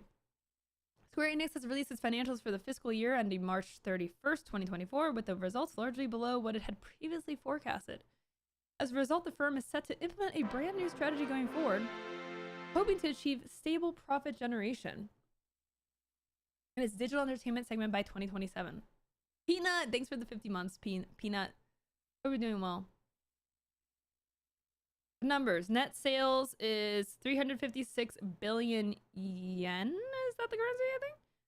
Which is 2.28 billion US, up 3.8% year on year. But profit is down 69.7%. Nice, not nice. And so that's the problem. That's the big oof. Square Enix digital entertainment sales were ever so slightly up, mainly thanks to its HD game sub-segment, the firm said. The solid performances of Final Fantasy XVI, Final Fantasy Pixel Remastered, Dragon Quest Monsters The Dark Prince, and Final Fantasy VII Rebirth saw HD game sales increase to 636 million US versus 503 million the previous fiscal year. However, the firm's MMO and games for smart devices / PC browser sub-segments both declined year on year, 11 and 10% respectively, with the latter in particular seeing new releases underperforming and unable to compensate for weak performances from Square's back catalog. The operating losses across its digital entertainment segment were due to higher development costs, amortization, and advertising expenses, as well as higher content valuation losses versus the previous fiscal year. TLDR, spend more money, not make more money. Square Enix's results for the year were largely below what it had previously forecasted. For instance, it expected an operating income reaching 55 billion yen, and it did 32. Back in April, the company had warned investors that its results for the year would be taking a hit due to canceled projects. Well, why'd you cancel the projects? As a result of this disappointing financial year, Square Enix will be implementing a new strategy going forward, announced. The company's previous strategy included a target to rebuild its portfolio across both the HD games and smart devices segments, streamline said portfolios, and expand its MMO business. However, it said its journey to better profitability in HD game development has been incomplete. We launched many titles, but some failed to live up to profit expectations, especially outsourced titles and some AAA titles.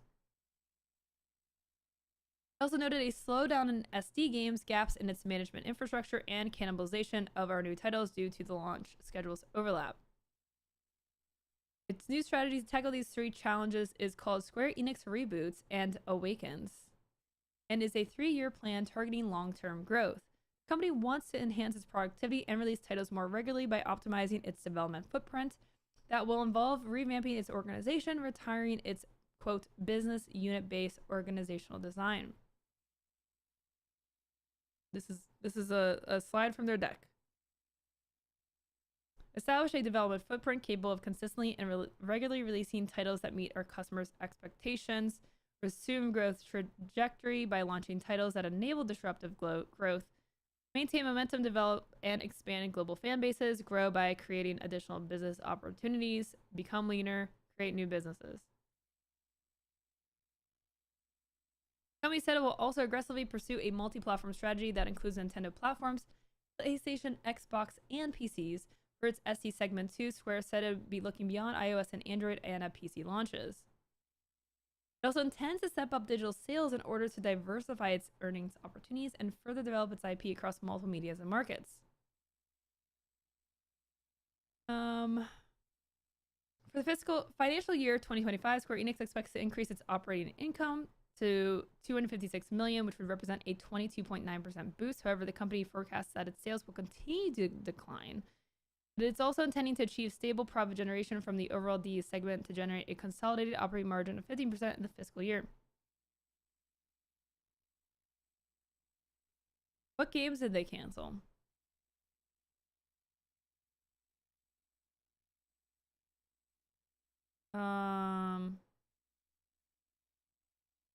Company has already confirmed that Final Fantasy 16 fell short of sale expectations at launch.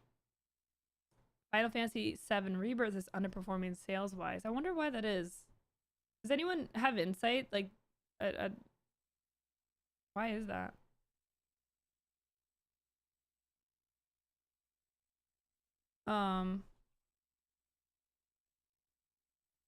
Multi-platform. Let me see if I can find another article that's more like layperson. Final Fantasy 16 and Final Fantasy 7 Rebirth both launched as PC 5, PlayStation 5 exclusives, while Square Enix has announced its sales figure for Final Fantasy 16, is yet to do so for Final Fantasy 7 Rebirth. So this is like kind of the background that I was looking for.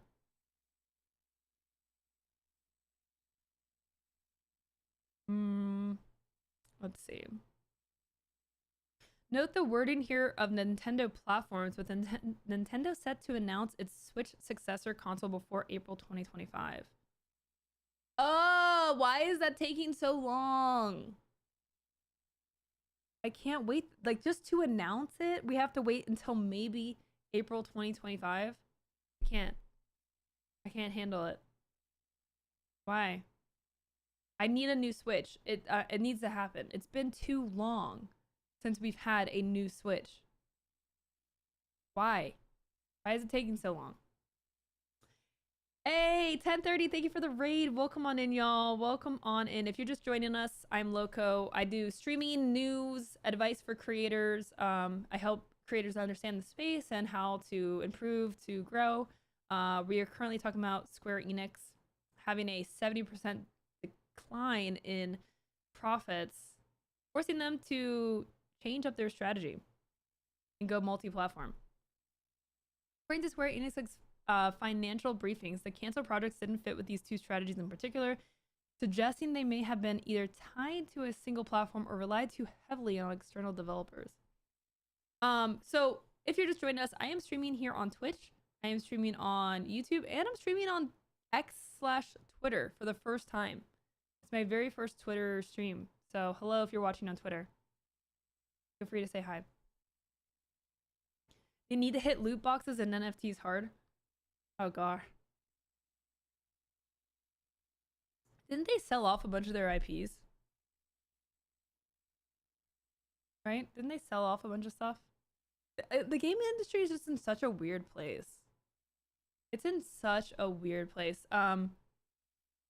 Speaking of weird, we had the whole Helldivers cluster fluff that happened last week. This was a holy heck of a mess. 1030, thank you for the raid. Really appreciate it. I hope you had a good stream. What'd y'all get up to over there? If you're coming from 1030 stream, what was the shenanigans going on over there? Welcome on in. Feel free to say hi. Helldivers 2 lost almost all of their goodwill. It was getting pretty dicey over there. Any Helldivers players in chat? Any Helldivers soldiers, whatever they're called? Throw your hand up. Okay, so this is like things have changed, right? So I'm gonna read this and I'll jump across to what happened. Sadly here, Hellions, is that what they're called? Hellions? I don't like that game. Really, Frostbite, you don't like it?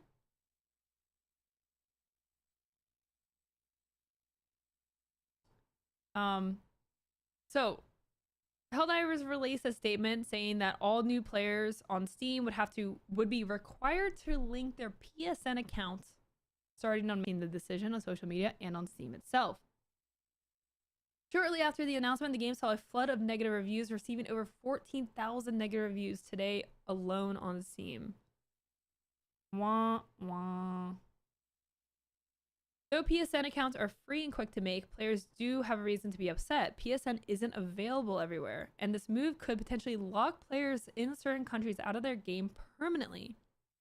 Players have also expressed concern about the security of their data. Sony recently suffered a data breach, though the information stolen was connected to employees and not customers. So I think the biggest problem here, obviously, is like the fact that people would lose access to something that they already paid for. I generally just not the biggest fan of having to link a million accounts all over the place. Like if I buy a game on Steam, the account that I took the time to set up and put a card into and buy things on should be enough. Having to link to other things, especially like weeks after the game is already out, is very, very annoying. And even more so, obviously, if you lose access. There could have been a better way to go about this, right? Like they could have just asked people. They could have like incentivized people with like exclusive skins or perks or loots or something, right? Like just, I don't know, enticing people to sign up rather than forcing them. Anyways, it backfired pretty much as hard as it possibly could.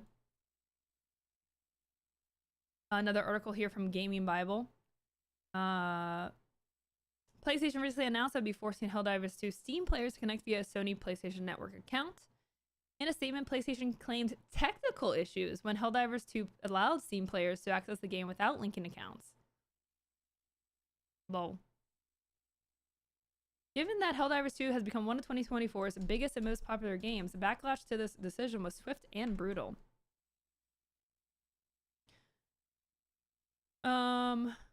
Twitter user Warrior64 points out that Helldivers 2 is now completely unavailable to purchase in numerous countries. These largely appear to be countries that don't have PSN, making Helldivers 2 literally unplayable for millions of gamers across the globe until PlayStation changes its stance.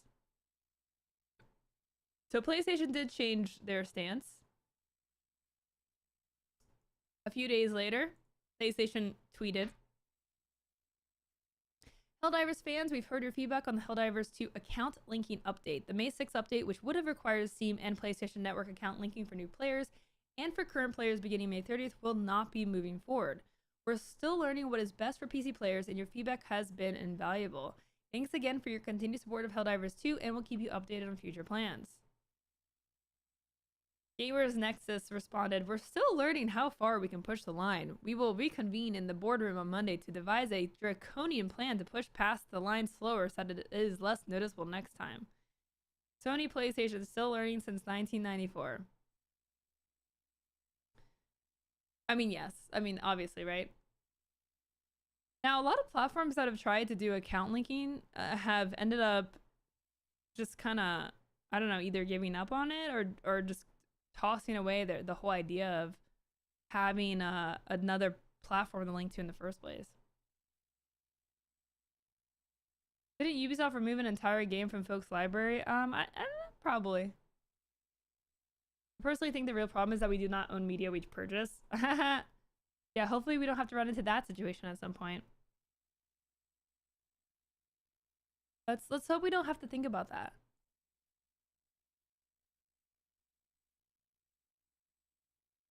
The CEO ended up commenting on the situation.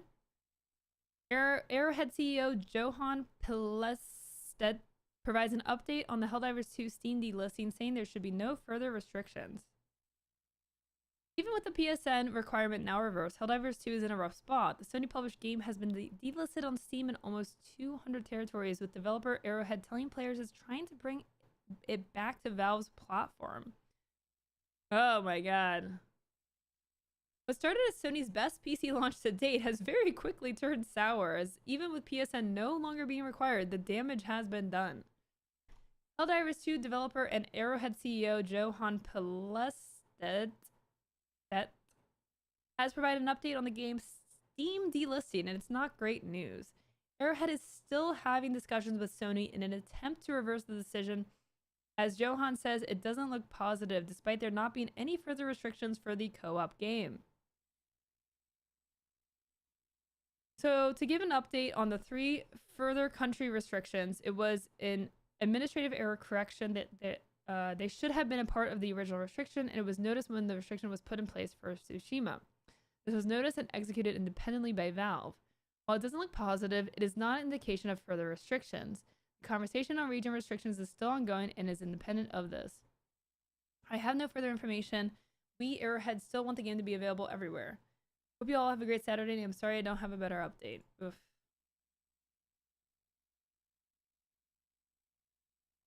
These largely appear to be countries that don't have PSN, making Helldivers 2 literally unplayable for millions of gamers. Oh wait, I'm reading the wrong article. Initially, Helldivers 2 was delisted on Steam in 177 territories by Sony, with Estonia, Lithuania, and Latvia, the 3 countries added to this list.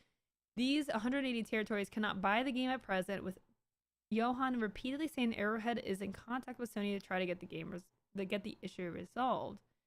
The upcoming PC port of Ghost of Tsushima has also been delisted on Steam in those territories, owing to a PSN requirement for the multiplayer portion of the game. They're still trying to do it, guys. They're still trying to do it. This was noticed and executed independently by Valve. While it doesn't look positive, it's not an indication of further restrictions. I mean...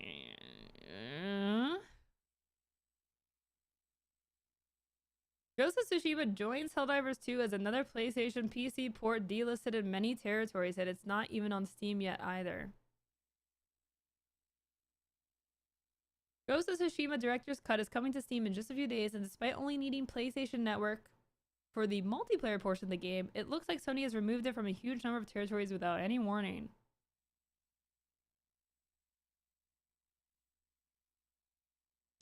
Despite the Ghost of Tsushima PC release date closing in, Sony's sudden decision to delist games in many territories continues. The feudal Japan set open world game is next on the chopping block, with no word on when or if the hundreds of territories will get access to Ghost of Tsushima on Steam.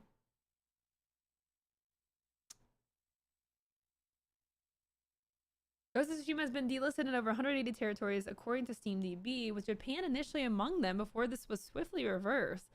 Japan, of course, is both where Sony is based and where the game itself is set. Jesus, man.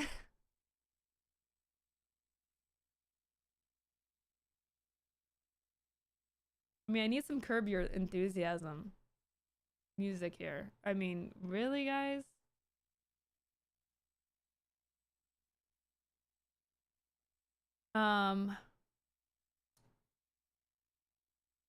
Ghost of Tsushima's developer Sucker Punch Productions previously said a PSN account is only required for the Legends online multiplayer mode, and to use the PlayStation overlay it is not required to play the single player game. I've checked other PlayStation games on Steam to see if they've been retroactively delisted, but it looks like this only applies to Helldivers 2 and Ghost of Tsushima so far. This suggests that the problem is tied to the PSN requirement and not online functionality, as Returnal has co-op mode but hasn't been delisted anywhere. Sony being Sony, I guess. Sony, I feel like, is dropping the ball on stuff. Sony, to me, was like by far and ahead. When we talk about console wars, you know, Sony was crushing it for a while. I mean, they were like, my Xbox was like a paperweight. I didn't even have this generation of Xbox because my last one was literally a paperweight. And now Xbox, you know, they acquired a bunch of studios, and now they're, you know, I mean, now they're actively destroying all those studios. Good times. It's a mess. This is why this whole industry is such a mess right now. So yeah, we'll see what Sony tries to pull off here. Speaking of pulling off, there was a cozy farm game trying to pull off a very weird social media strategy. We're gonna talk about boobs. It's everyone's favorite / most hated feature. Boobs. The most controversial thing on a person's body. Boobs. But also the most attractive thing. Boobs. But also can't have too big boobs because you're a slut. But you also need to have big boobs so that, you know, it can be like a real game. Boobs. They make a lot of sense to people. They don't ruin people's brains when you think about boobs. Definitely very normal commentary. Have to talk about boobs. So, we're going to talk about boobs. But before we do, I'm going to take a quick bathroom break because I need to go potties. And I'm going to run some ads. So, you're not going to miss anything. I'll be back in just a few minutes and then we're going to talk about boobs. Get excited, chat. Get excited. It's boob time.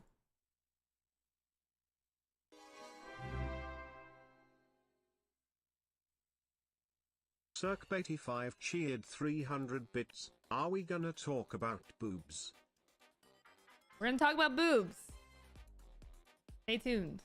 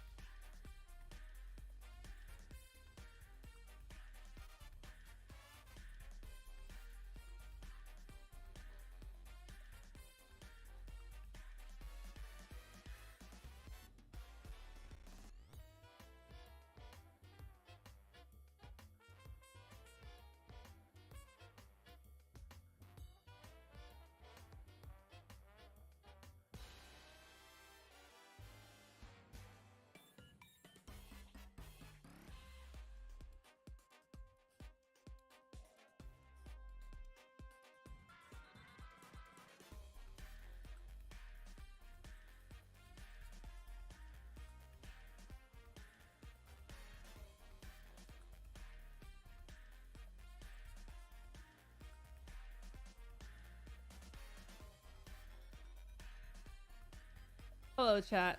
Have we enjoyed staring at these boobs?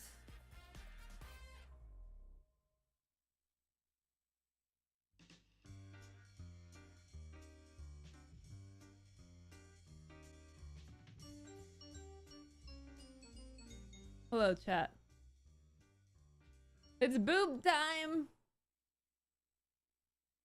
By the way, y'all, if you are watching on Twitter / YouTube, hello, feel free to chat. I do have a multi-chat going, so feel free to chat and say words. Welcome and thank you for watching me everywhere. I am taking over the world. Okay. Alright, well, we're talking about boobs. It's happening. So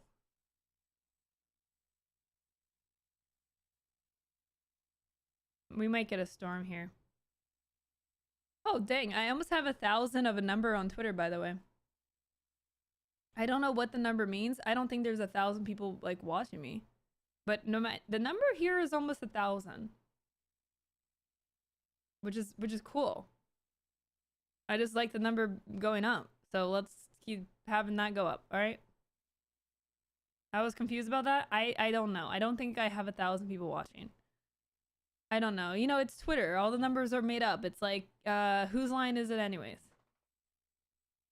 Just keep making the number go up, chat. That's all that matters. Numbers gotta go up, okay? Follow me here. Follow me on YouTube. Follow me on Twitter/X. Hit the like, hit the comment, make a comment, text, type, chat, beep boop, sub, give me money, say hi, tell me nice things. Enjoy your time. Okay. Back to boobs. Numbers and words and stuff.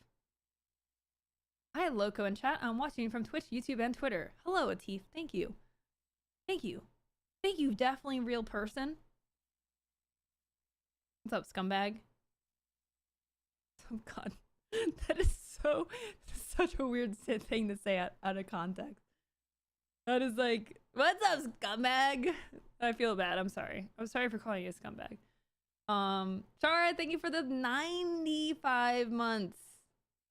What the? I forgot my water.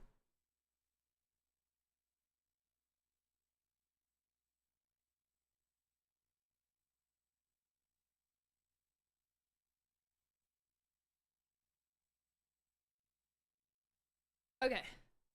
New water bottle equals new hydration. Love my new water bottle. Not an ad. Not an ad. I just like it. Okay. So basically what happened is this tweet's probably deleted. I don't know. And I'll tell you why I can't look it up in just a minute. This game Farm Folks posted this very normal tweet. Alright folks, it's time for some serious game development talk. We're tinkering with character physics in Farm Folks. Burning question. Which version has the perfect breast jiggle physics? And then they had 50%, 90%, 30%. And then they followed up underneath and was like, I don't see the tweet here, but they followed up underneath and were like, how about 150%?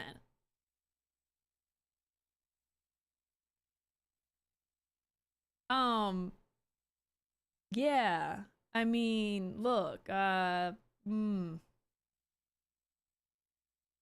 So,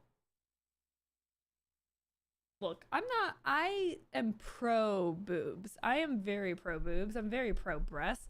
I think that, especially Americans, like, we over-sexualize normal body parts.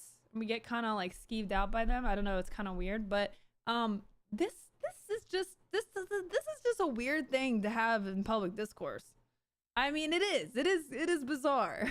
Like, this, not even from like a sexual thing. I just like, look, we don't need everything to be community driven. I get it. You want the community to participate in the making of your game. You want to bring them in and make them feel heard. But when it comes to the boob physics, you know, or some penis physics, I just feel like we don't, that's just not a normal conversation to have. It's just not a normal thing to have to talk about. Not a single person is going to be taking that seriously. There's just so many other things that you can involve the community in. There's so many other things. The types of trees, the hair color options, the backpack swaying when you run, but not like images of your farming character frolicking and examining the bounciness of their boobs. To me, I just feel like that's just why do we need to figure that out? I don't like, why do we need to have like a deep discussion about it? To me, I don't look at my character boob bouncing physics when I'm playing a game.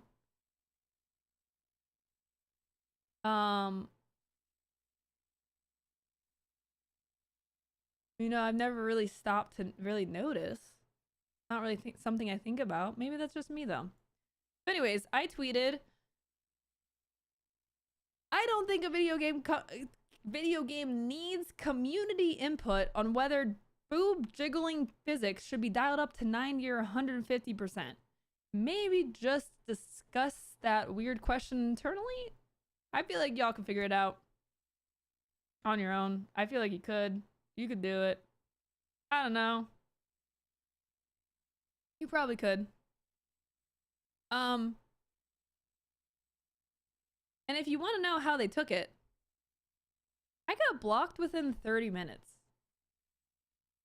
In less than 30 minutes, I did not name the company. I did not tag the company. I did not say anything about farm or folks or anything that would make you be able to find my tweet.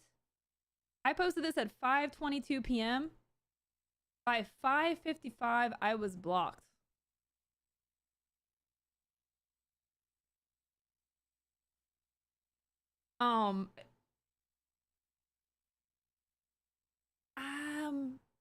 Look, I am not a drama farmer. I'm not someone that revels in controversy. I personally, honestly avoid a lot of drama because I just don't like it. I don't like to be in it. I don't like to talk about it. I could be so much more popular if I really just like got all into all this bull crap, but I just try not to. I try to stay topical and, you know, every now and then, you know, I'll say something like, I don't think we should be doing that. And then company goes, I'm gonna block you.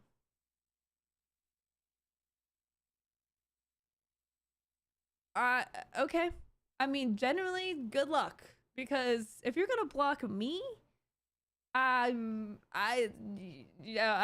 no hope for you. There's just no hope for you. I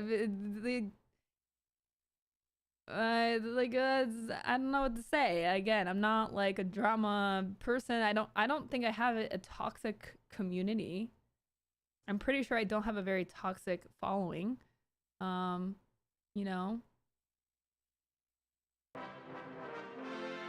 Sounds like they should make everyone sign a contract before they can even mention their game. Ayo! I love that. The crossover between our next topic. Great job, Kimmy. That one is worthy of praise. Hey, maybe they should, yeah. Make everyone talk positively about the boob physics. Anyways. Enhance. Not the boobs. I mean the text. The responses were less than positive, clearly charged by the culture war currently raging in games that's seen a 50-something former Blizzard employee rallying people against community managers. Pokemon Go changes, a narrative design company, and the perceived censoring of Shift Up's new action RPG Stellar Blade. I am so tired of hearing about this guy. Whatever his name, Matt Kern, or whatever his name is. I am so tired of people just blowing up this guy. I'm pretty sure I haven't blocked at this point. I'm so tired of it. God, can we not? Like why are we acting like this one moron's opinion on things is like the person that needs to be the center of attention? Members of the Farm Folks Discord took to the chat to demand clarity about the social post, wondering if it was fueled by misogynistic attitudes in games or just very, very tone deaf. Bad actors flooded the comments on X Twitter, and some bled into Discord as well. After being tagged, Crytivo founder Alex Kolshakov joined the conversation, writing, "Sorry guys. Hi guys, first of all, if our post in some shame or form offended you, it was never our intention. We work hard to put smiles on our fans' faces. It seems like our latest post triggered a lot of negative emotions, and I want to explain the reasoning behind it. We invest a lot of energy and effort into the game, and we want it to be beautiful and immersive. We pay attention to a lot of details such as character interactions with the world, how they react to water, leaving footprints on sand, how hair moves, backpacks move, and how boobs bounce. That's all. To us, it felt natural to apply physics to breasts. It was not done to disrespect anyone or offend. Of course, the main goal is to make the world semi-realistic." Bro, this is a game where you're taking an axe to a tree and chopping it down in 3 hits. I mean, why do we need the boob bouncing to be like realistic? From some of our previous videos, we've seen people asking us to tone the jiggle down. And some found it to be appropriate, so we wanted to find out what our community prefers. I don't know. I'm not pretending. I'm explaining the reasoning behind this. Our goal is not to over-sexualize our characters. It's the opposite. The goal is to achieve realistic physics and reactions to the world. Well, look, if you're gonna do realistic physics, then when you're running around doing yard work all day, you're probably wearing a sports bra. So everything's gonna be really kind of pushed down, and nothing. If you're wearing a good sports bra, you're not gonna be bouncing around. Okay, you're not gonna have 100% jiggle when you run. You're actually gonna have a debuff. So if you want to get realistic, that's realistic. And you know what? You don't need the community's input to figure that out. All you gotta do is talk to a woman or talk to someone that has some boobs, okay?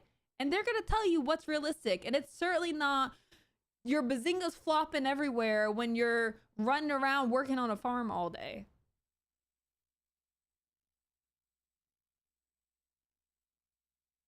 Culture Club promised that the original post would be deleted and an apology would be shared in its wake. Again, I have no idea if this actually happened because I am blocked. I am blocked. Is Mark Kern or whatever? Oh, there he is. Is Mark Kern blocked by them, or is...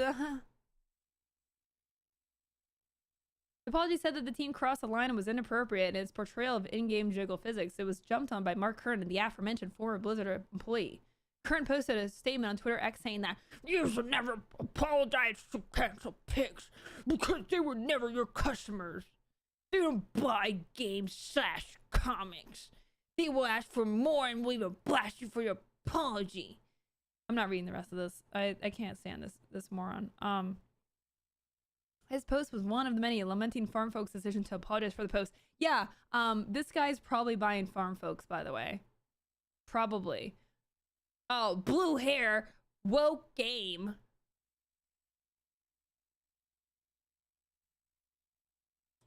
I didn't expect Kolchakov to respond to my quest for comment, let alone talk to me via Discord video call for over an hour about farm folks, his dislike for cozy game labels, the game's purposefully cheeky content, and American politics. The wording was silly, he said when I asked about the original post. The response to which he said was overwhelming and unfortunate because the internet is almost a one-sided court where no matter what we say, it doesn't matter. The original idea was, yeah, we spiced it out with a joke, which was the problem, but the general idea was to make sure that we're doing breast physics right. Again, there are just better ways to solve this.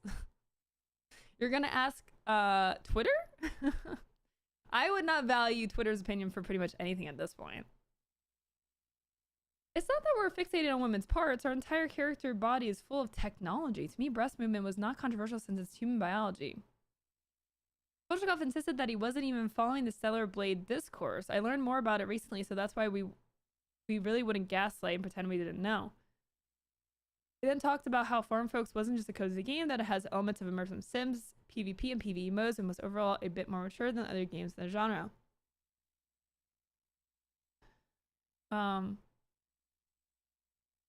There's people saying you guys shouldn't apologize, not cool, you should stand up to the crowd. No, we effed up, we're happy to apologize. The bouncy boobs will stay in some capacity. Regarding elegant, tasteful breast physics implementation, I still think we're going to do it. More than once in our conversation, Kolchakov referred to both sides, suggesting that there were bad actors involved on either end of the spectrum. I asked if he wanted farm folks to court the kind of players that join the Discord in bad faith, or those who believe that boobies should be bouncing at 150% physics. We don't want vulgarity because, like, it can be fun, it can be a bit goofy, it can be memey, but we're not going to go after, like, over-sexualization goofiness in the way, like, Conan Exiles, where you can, like, modify penises and things like that. We've listened to our community, we heard this, that sometimes we talk about, like, implementing jiggle physics, right? Which, again, we obviously have tons of settings for any kind of physics, like the body parts, just like we can. We can do it with soft spots like the butt, we can do it with chest, shoulders, anything like that. We're just assigning it, it just makes it immersive.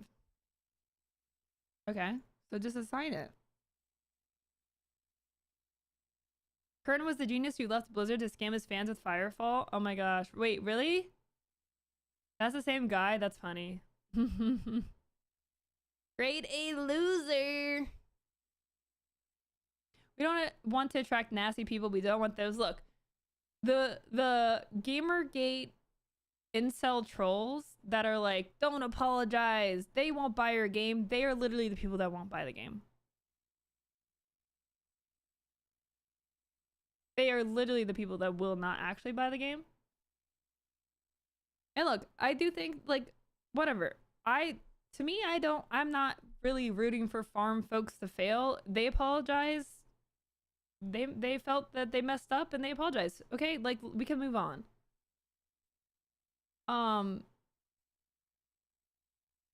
Whatever. Like, it's all good. Like, we can just move on with our lives. It was weird. You know, just kind of bizarre. I don't know. Again, if they were like talking about the penis flopping physics, I would also think that's just like a weird thing to have public discourse about. It's not specifically about the boobs. It's just like, yeah, I don't know. I feel like there's just some things you could probably figure out on your own.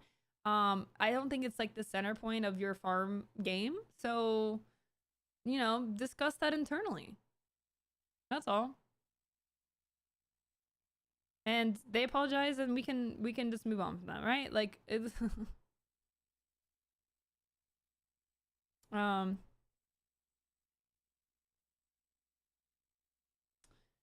issue is political. Some groups of people don't agree with this, and some groups of people have no limits. I think we're in the crossfire, and the question goes to if the post was intentional or not. Like, no, not really. We're not using any kind of gross tactics where it's enraging our community. That's stupid, right? I've been hearing a little bit about I don't really know the game name, the Blade game. I've seen the screenshots, and they're crazy to me. It's not even almost fitting to the game. As how you felt about some people, current included, saying that farm folks will miss out on support because of its apology. Like, that's just so dumb. F that. I don't care what he thinks. I'm apologizing for structuring it badly. If we were to rewind the times, we would skip that. He confirmed that some of his Discord responses were formulated really quickly, and there were some language barrier issues because of the swiftness in which it was written. We don't want to be part of the culture war. We don't want Kern to give us any recommendations. We prefer to evaluate from what we consider human character. We want to be sincere with our fans and do good. We don't want to get into that kind of dirt. I see this as the biggest problem in the United States. Farm Folks' 20-person team is based in Dallas, Texas, 9 of which are women. All the people are very divided. There's 2 camps and everybody's throwing stones at each other. I'm more on the side of like, we need to. It sounds a bit silly, but I think it's about uniting and finding a language between each other. The goal is for players to properly represent themselves in the game. We're not aiming for over-exaggerations. The goal is to make it very elegant, very sensitive to women and their bodies. You have to be a very poor person to kind of sexualize this. Like, the internet is full of sex right now. There's some crazy things that you can find if you're having problems with our characters, like look for help. Maybe go and date a woman or something like that, because this is not our goal. We don't want to attract people that are attracted to only these body parts. LOL. Oh god. He's the guy crying that Stellar Blade isn't wankable enough. I know. The problem is these people can't go and date. That's their problem. They are repressed. They're involuntarily celibate. They're unable to make women like them. I wonder why. I mean, no idea why.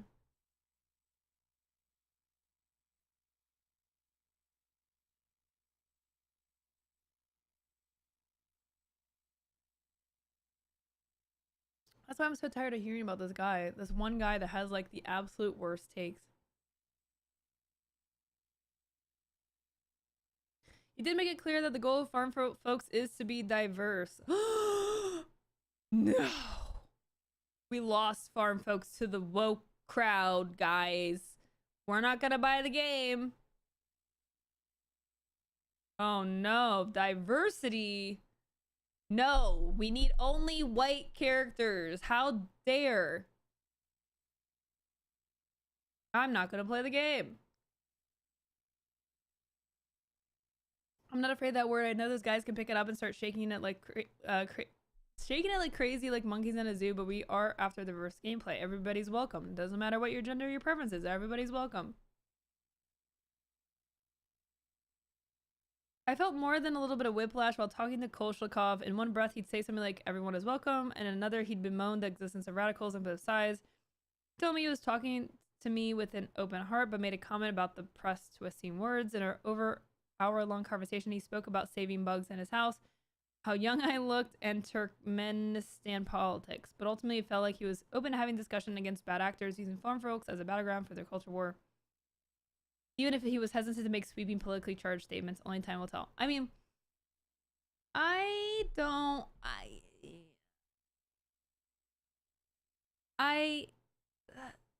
kind of get where he's like, I actually get where he's coming from. Like, I don't think like he was hesitant to make sweeping politically charged statements. Saying that you want your game to be diverse and that everybody is welcome and it doesn't matter what your gender or preference is interpreted to be political by the far right. That is, diversity is considered political. So I feel like he is making political statements because the far right interprets that to be political. Literally was like, I don't want incels to play my game. My game is not for incels. I feel like, I mean, if you're, you know, attributing it to,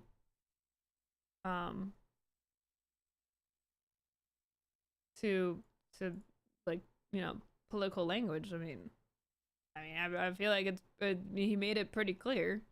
I think the both sides type thing, I think is referring more so to the intense reaction. And I think a lot of this is because of the scale in which these posts reach, right? Like, it doesn't take much these days to become the villain of the day. I mean, especially when you go around and you make people more upset. And again, I'm not like, I'm sure that it was maybe automated or the social media person was overwhelmed and you know, it feels bad to have a lot of hate thrown your way. And, you know, I'm sure that this was maybe a mistake. But I think that there is also just a lack of letting things go that happens, like when someone apologizes or someone messes up and then there's like, no, you messed up, you're dead, like you're done. I mean, you're no, never play the game. I mean, I think there's also that aspect of it of like, you made a mistake and your apology is never good enough, and you know, I was told that one person who was speaking out against the boo fixes post was kicked from the Farm Folks Discord, ostensibly after asking about the past Kickstarter campaigns. We're not banning anyone. After several posts of Kolchakov's was sent to me in which he stated that one of the above quotes misrepresented him, I reached out via Discord and asked him what he felt was misrepresented. Below is the complete quote, unedited. To the politics where it's like there's almost no way of winning any of them, right? But like, I don't really want to win any of them in a way if you don't understand, and if you're being radical about it, there's not much we can do about that. But the message with the game to like the fans, they all like to enjoy the game, so the goal is to properly represent themselves in the game. We're not aiming for exaggerations. We want a delicate and elegant with this. Okay, this is long. Anyways, too long. There will always be jiggle physics debates post-release among some consumers regardless. I mean, I just think that's, yeah. I think if you're like having, like, again, discussing this, debating this, taking issue with boob jiggle physics is kind of, it's just kind of, it's I don't know. What do you guys think about this situation? What do y'all think about it?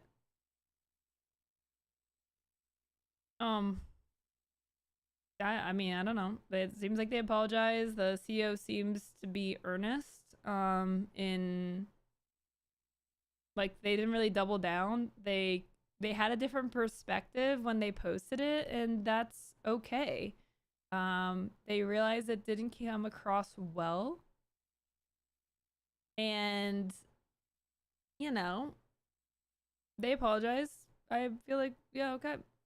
Like, okay, done. Move on.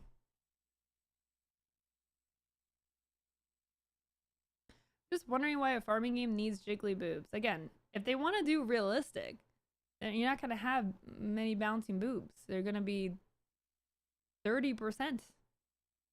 You need, if you have a good supportive sports bra, which is what you would wear in a realistic farming game. Yeah. Anyways, all right, whatever. Did they unblock me? I don't think they did.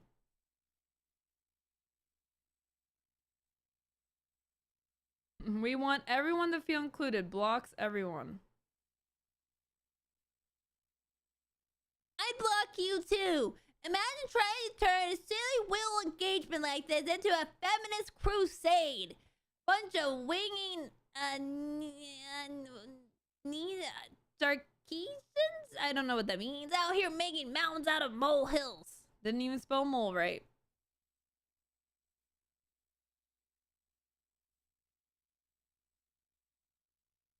Yeah, I definitely turned this into a crusade, guys.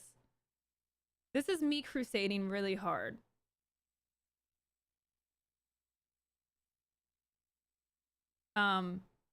This is me like, yes.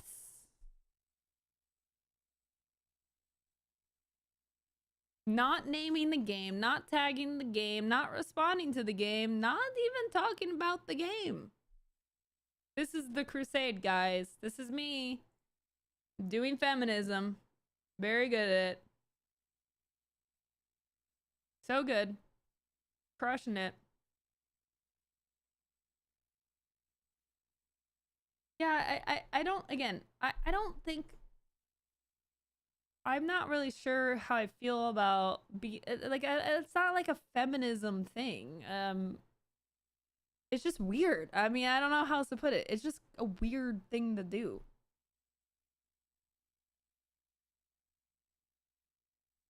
That's it. I mean, people are so, like, aggravated. Again, it's always these people. It's always these people. I block you too! Okay, then block me. Did you block me? Didn't block me.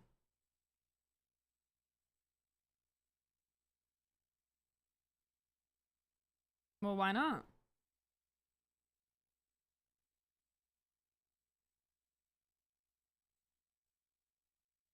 It's always the name and a bunch of numbers. Usually it's people that don't even put a profile pic. Like 99% of the time, no profile pic ever. It's always the people with no profile picture that do the appearance insults. Oh my god, your forehead and your eyebrows. You got 'em. Oh man, I showed her. She's gonna feel so bad about herself. Not that she has hundreds of people who love her. But this one, this will get her. I haven't heard that one before. Anonymity gives people confidence. Not enough confidence to post their face. I don't think it gives people confidence. I think they're little pansy asses, honestly.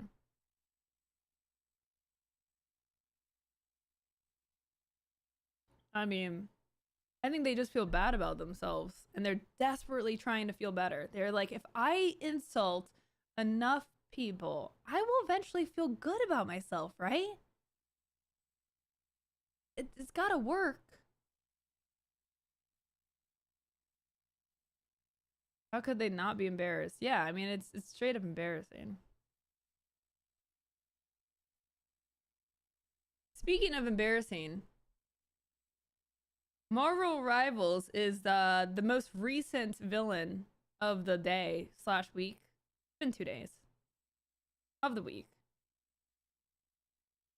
Marvel Rivals, a game I have literally never heard of in my entire life until this weekend, has a playtest going on for their game that maybe they need to market a little bit more and maybe not restrict players.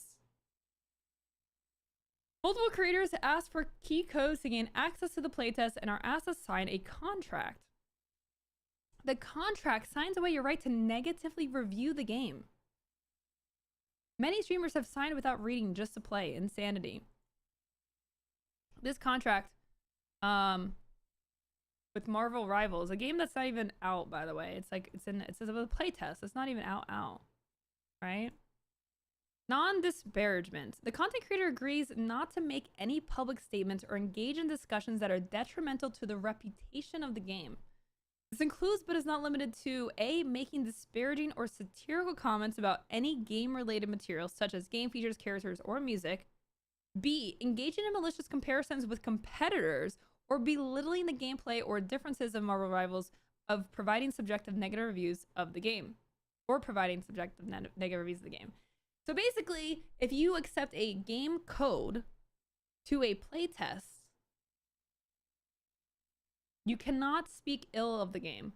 This is, this is crazy. This is archaic. This is mind-blowingly just bad. And now I think this is probably a case of lawyers did lawyer, and the campaign managers, marketing, the teams that need to make sure this contract doesn't have predatory language such as exactly this thing, they failed to review the contract. They did not look it over and say, hey, yeah, we can't do this anymore. Even when you pay creators to do these things, this usually does not fly. I have personally never accepted or agreed to, or even, I don't even think I've seen come across my desk a contract that prevents you from saying anything negative. In fact, many sponsored contracts that I've gotten explicitly state that you should maintain honesty when playing the game. Be honest about your experience. I mean, the value of content creators and live streamers is that they are authentic and their audience trusts them. So when you try to steer how they're going to talk about the game and prevent them from saying how they feel about the game, that's a bad look for you, because first of all, viewers can see right through a streamer pretending to enjoy a game. And if a game looks bad, viewers can see that like you're streaming the game live. It's not like an edited video that can only show the good parts. Like, it's a live stream. It is happening live, and it's also a playtest. It's going to be incomplete. You know, people are gonna have comments about issues and stuff. It is weird to not let people do this.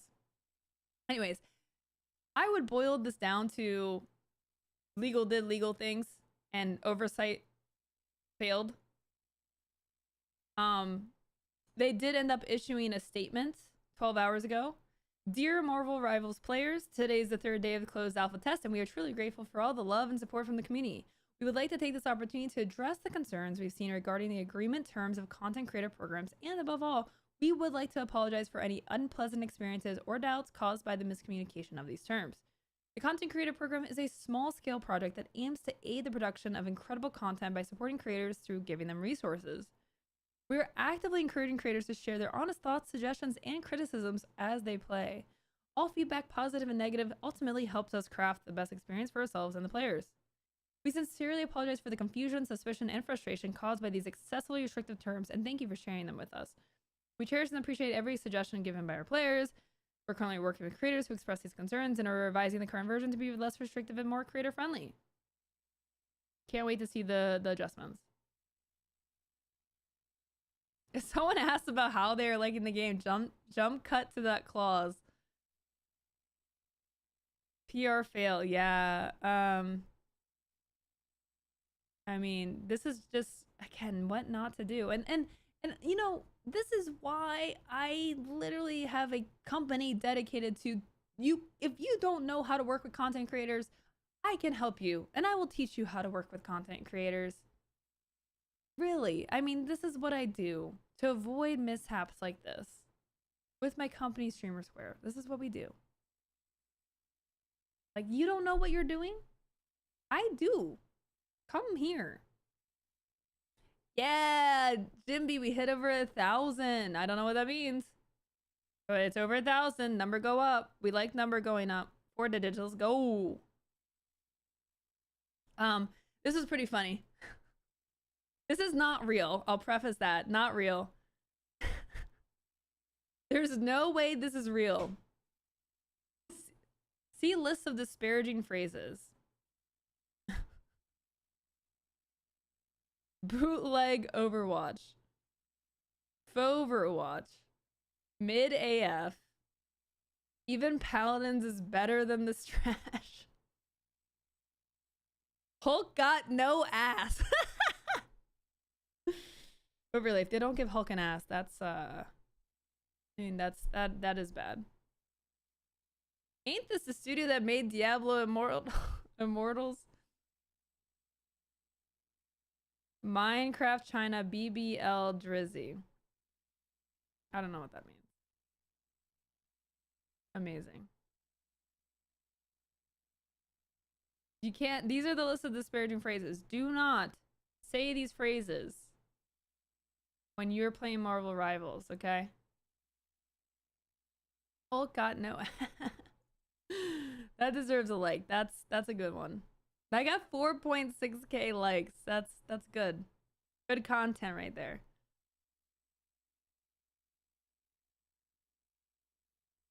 BBL equals Brazilian butt lift. But why does it say BBL Drizzy? What does that mean? What's that? I don't know what that means. Overwatch is actually hilarious though. Yeah, Overwatch.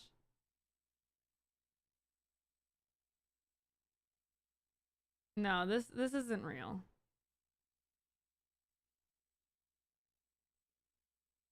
I mean, it would be very funny, but it's not real. It's not that bad, guys. All right. Look, I preface by telling you it's not real. Oh, it's one of the diss tracks. Oh, okay. I heard about the drama with Drake and Kendrick, but I didn't listen to them or know the titles of them. So a little bit out of the loop here. Culture is moving much faster than back in my day. So yeah, I'm just memes. I gotta keep absorbing the memes. I gotta stay on the internet. Gotta stay connected. Gotta stay hip. Anyways, so they rectified this. So here's some really important takeaways as a content creator. Please read things before you sign them because these things do exist. It does happen. There's things also that come with your likeness. Being able to use your likeness, your brand, your name in perpetuity is usually the language, but sometimes you'll actually see not those specific words in perpetuity. You'll just see it defined in another way. Read through the contract. I get that, you know, reading contracts is very boring. And the more you read through them, the more you'll see, like, you'll know what to look for. You'll know what sections that really matter, such as payment terms, like when you, what is it, a net 30 or a net 90? So that your likeness rights and non-disparagement. Make sure you read that over. If you have a legal team, you have access to a lawyer, especially if it's like for something like a big deal or something. The bigger the companies, the worse the contracts usually are because they're very in favor of the brand. So just make sure you read through it very carefully. Honestly, these days, you can throw your contract into ChatGPT and say, hey, I'm a content creator. I've been, you know, offered a key to this playtest. This is what I have to sign. You can upload the contract and say, what are some things I should be looking out for? Are there any red flags? You can run it through and see if there's any red flags. Really, like, it's a very helpful tool to pick some of these things out. Whole contract is a red flag. So yeah, as a creator, just make sure you read your contracts. Again, run it through something so you can get some perspective. You know, hopefully they go back to anyone who signed this and, you know, invalidate the contract, make them re-sign it. Honestly, it is weird to have to sign a contract for a play test. Especially if they can stream it publicly. Sometimes with embargoes, you'll have to sign an NDA. You have to adhere to the embargo rules, which is very fair if it's a private playtest or they're giving you early access. They only want you to stream certain parts. That's pretty normal, but just to play a game that anyone's streaming is just give the code. We don't need this. This is a waste of resources. So anyways. Yeah, that is no bueno. No bueno. That's a tough lesson to learn. They'll figure it out. Who is making Marvel Rivals, by the way? Like, what's the studio behind it? I see. Did I have an article about the Marvel Rivals things? I don't know if I do. No. Just threw together some stuff. Can such a playtester give constructive feedback criticism without getting in trouble? I mean, not in that contract.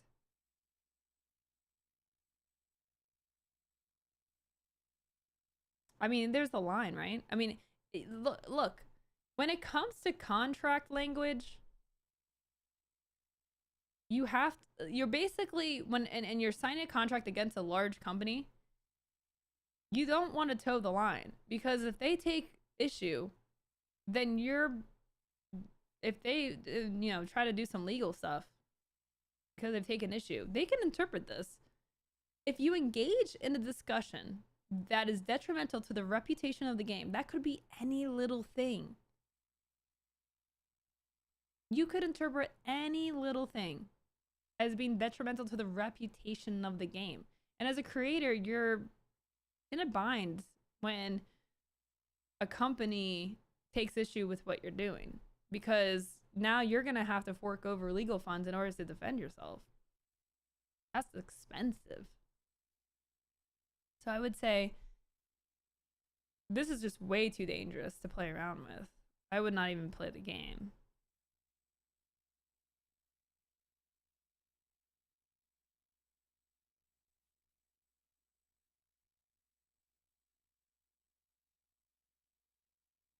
Contract to lie about how good the game is to get people trapped into buying it.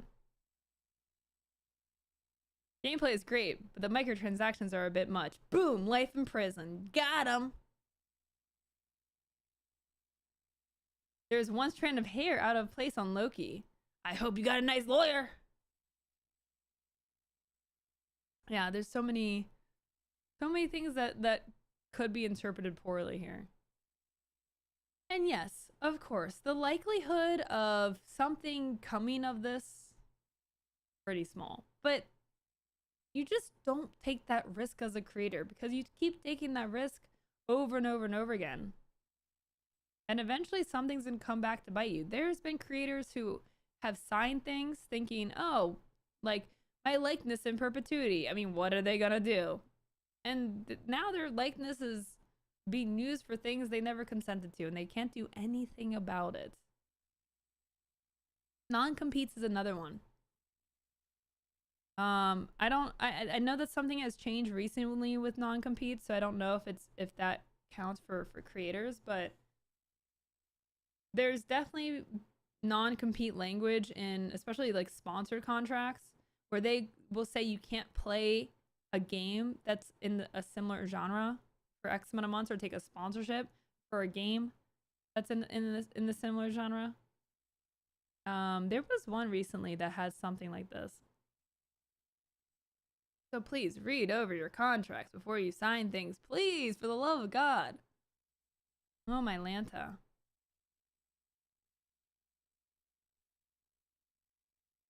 This game is too hard or easy. Disparagement. Got on with the 39 months says, I did not read the contract when I subbed to Loco, and now I can't leave. Ha ha ha ha ha. You fools. That's what you get for not reading the sub clause. Jacob, thank you for the 44 months. Hope you're doing well. Haha with the 58 months. Thank you both for the resubs. Also Shar with the 95 months. Thank you so much for all the resubs today. Holy crap, you guys are crazy. Thank you so much for the support. I really appreciate it.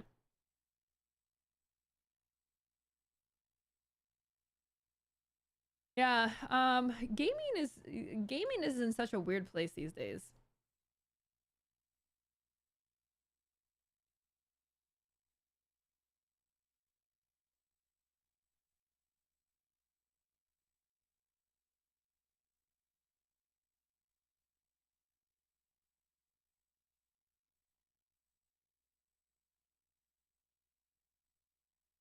I believe NetEase is developing and publishing Marvel Rivals. Oh. Okay. Okay. Okay. Non-compete was overturned for people in most jobs to promote competition and make it easier to change jobs. Yeah, I mean, that needs, I mean, that's good. I found someone streaming Marvel Rivals. Hulk indeed has no ass. No. Give Hulk a donk. Hashtag give Hulk a donk. No. Subclaws like Santa's helpers. Oh my god. Please no. That's our next cancelment of Marvel Rivals. Give Hulk a donk. Give Hulk a donk. Okay. Amazingly, we have gone through our stories for the day. We did it. We went through all the stories, every single one. Like I have a 100% record on today's stories. That has not happened in a while. With Jiggly features, yes. Please also discuss with the community how Jiggly Hulk's donk needs to be. We will discuss in detail. We'll have a very scientific, non-pervy discussion about it. It is strictly for science purposes. Is that getting added to the quote machine? Look, the mods have all the power. I don't know. All right. I can't control the mods. I don't know what they're doing. I vote for 200%. Yeah. You know what? Let's just throw it to a vote right now. That's a great, totally normal community discussion. Let's do it. How big Hulk donk in Marvel Rivals need be?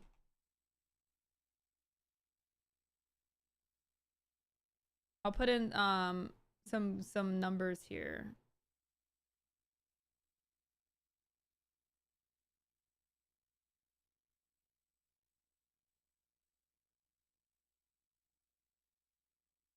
Oh, I keep doing dollar signs.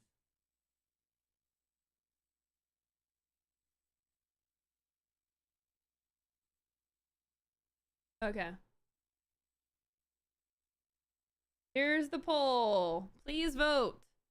How big are we gonna make Hulk's donk in Marvel Rivals? And please also include with your votes at least a 20-word response indicating why you voted that way. Again, this is a very scientific community discussion. And we just need to understand what you think and why you think that. So please, again, include some justification into why you voted in such a way.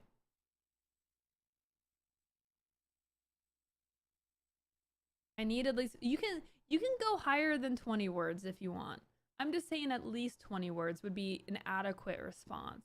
You can start off by saying, I would like Hulk's donk to be, I would like Hulk's donk to be X%. That's 8 words right there, okay? Because 9 words, you're almost halfway. We got a lot of votes for how many ones, how big is that number that I made? That's 1, 2, 3, 1, 2, 3. It's about 100 trillion or something. 100 trillion %, 100 million %. I can't tell how many zeros there are because I can't. It's like 100 trillion. I think 100 trillion is a good number. 100 trillion might be winning. I don't know. It's close. 200%, 100 trillion %. It's very close. Over 9,000. Because 42. Hulk deserves a proper donk. Hulk needs 150% just so he has a slight jiggle the way it doesn't get in the way when he's off fighting crime. Good logic. Considering the muscle mass of the Hulk and the fact that extreme jumping is one of his powers, his glutes need to be proportional to the rest of his extreme muscle mass. So that's what, 100 trillion, you would say? Or 4,000, you think?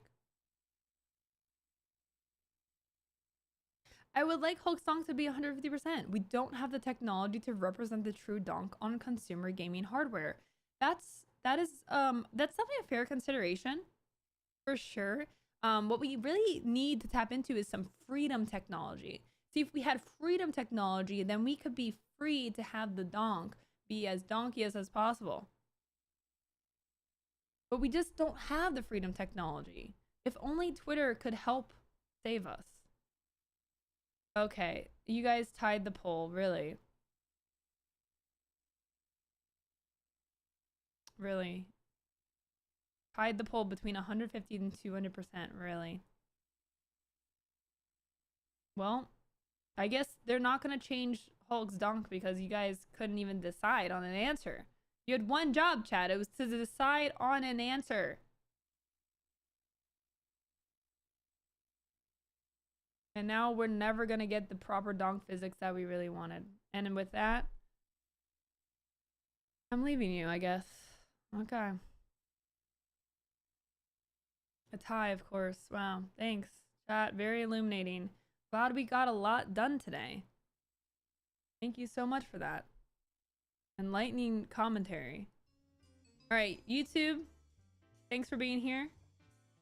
Have a good day, YouTube. Bye. Hit the like and subscribe. Bye.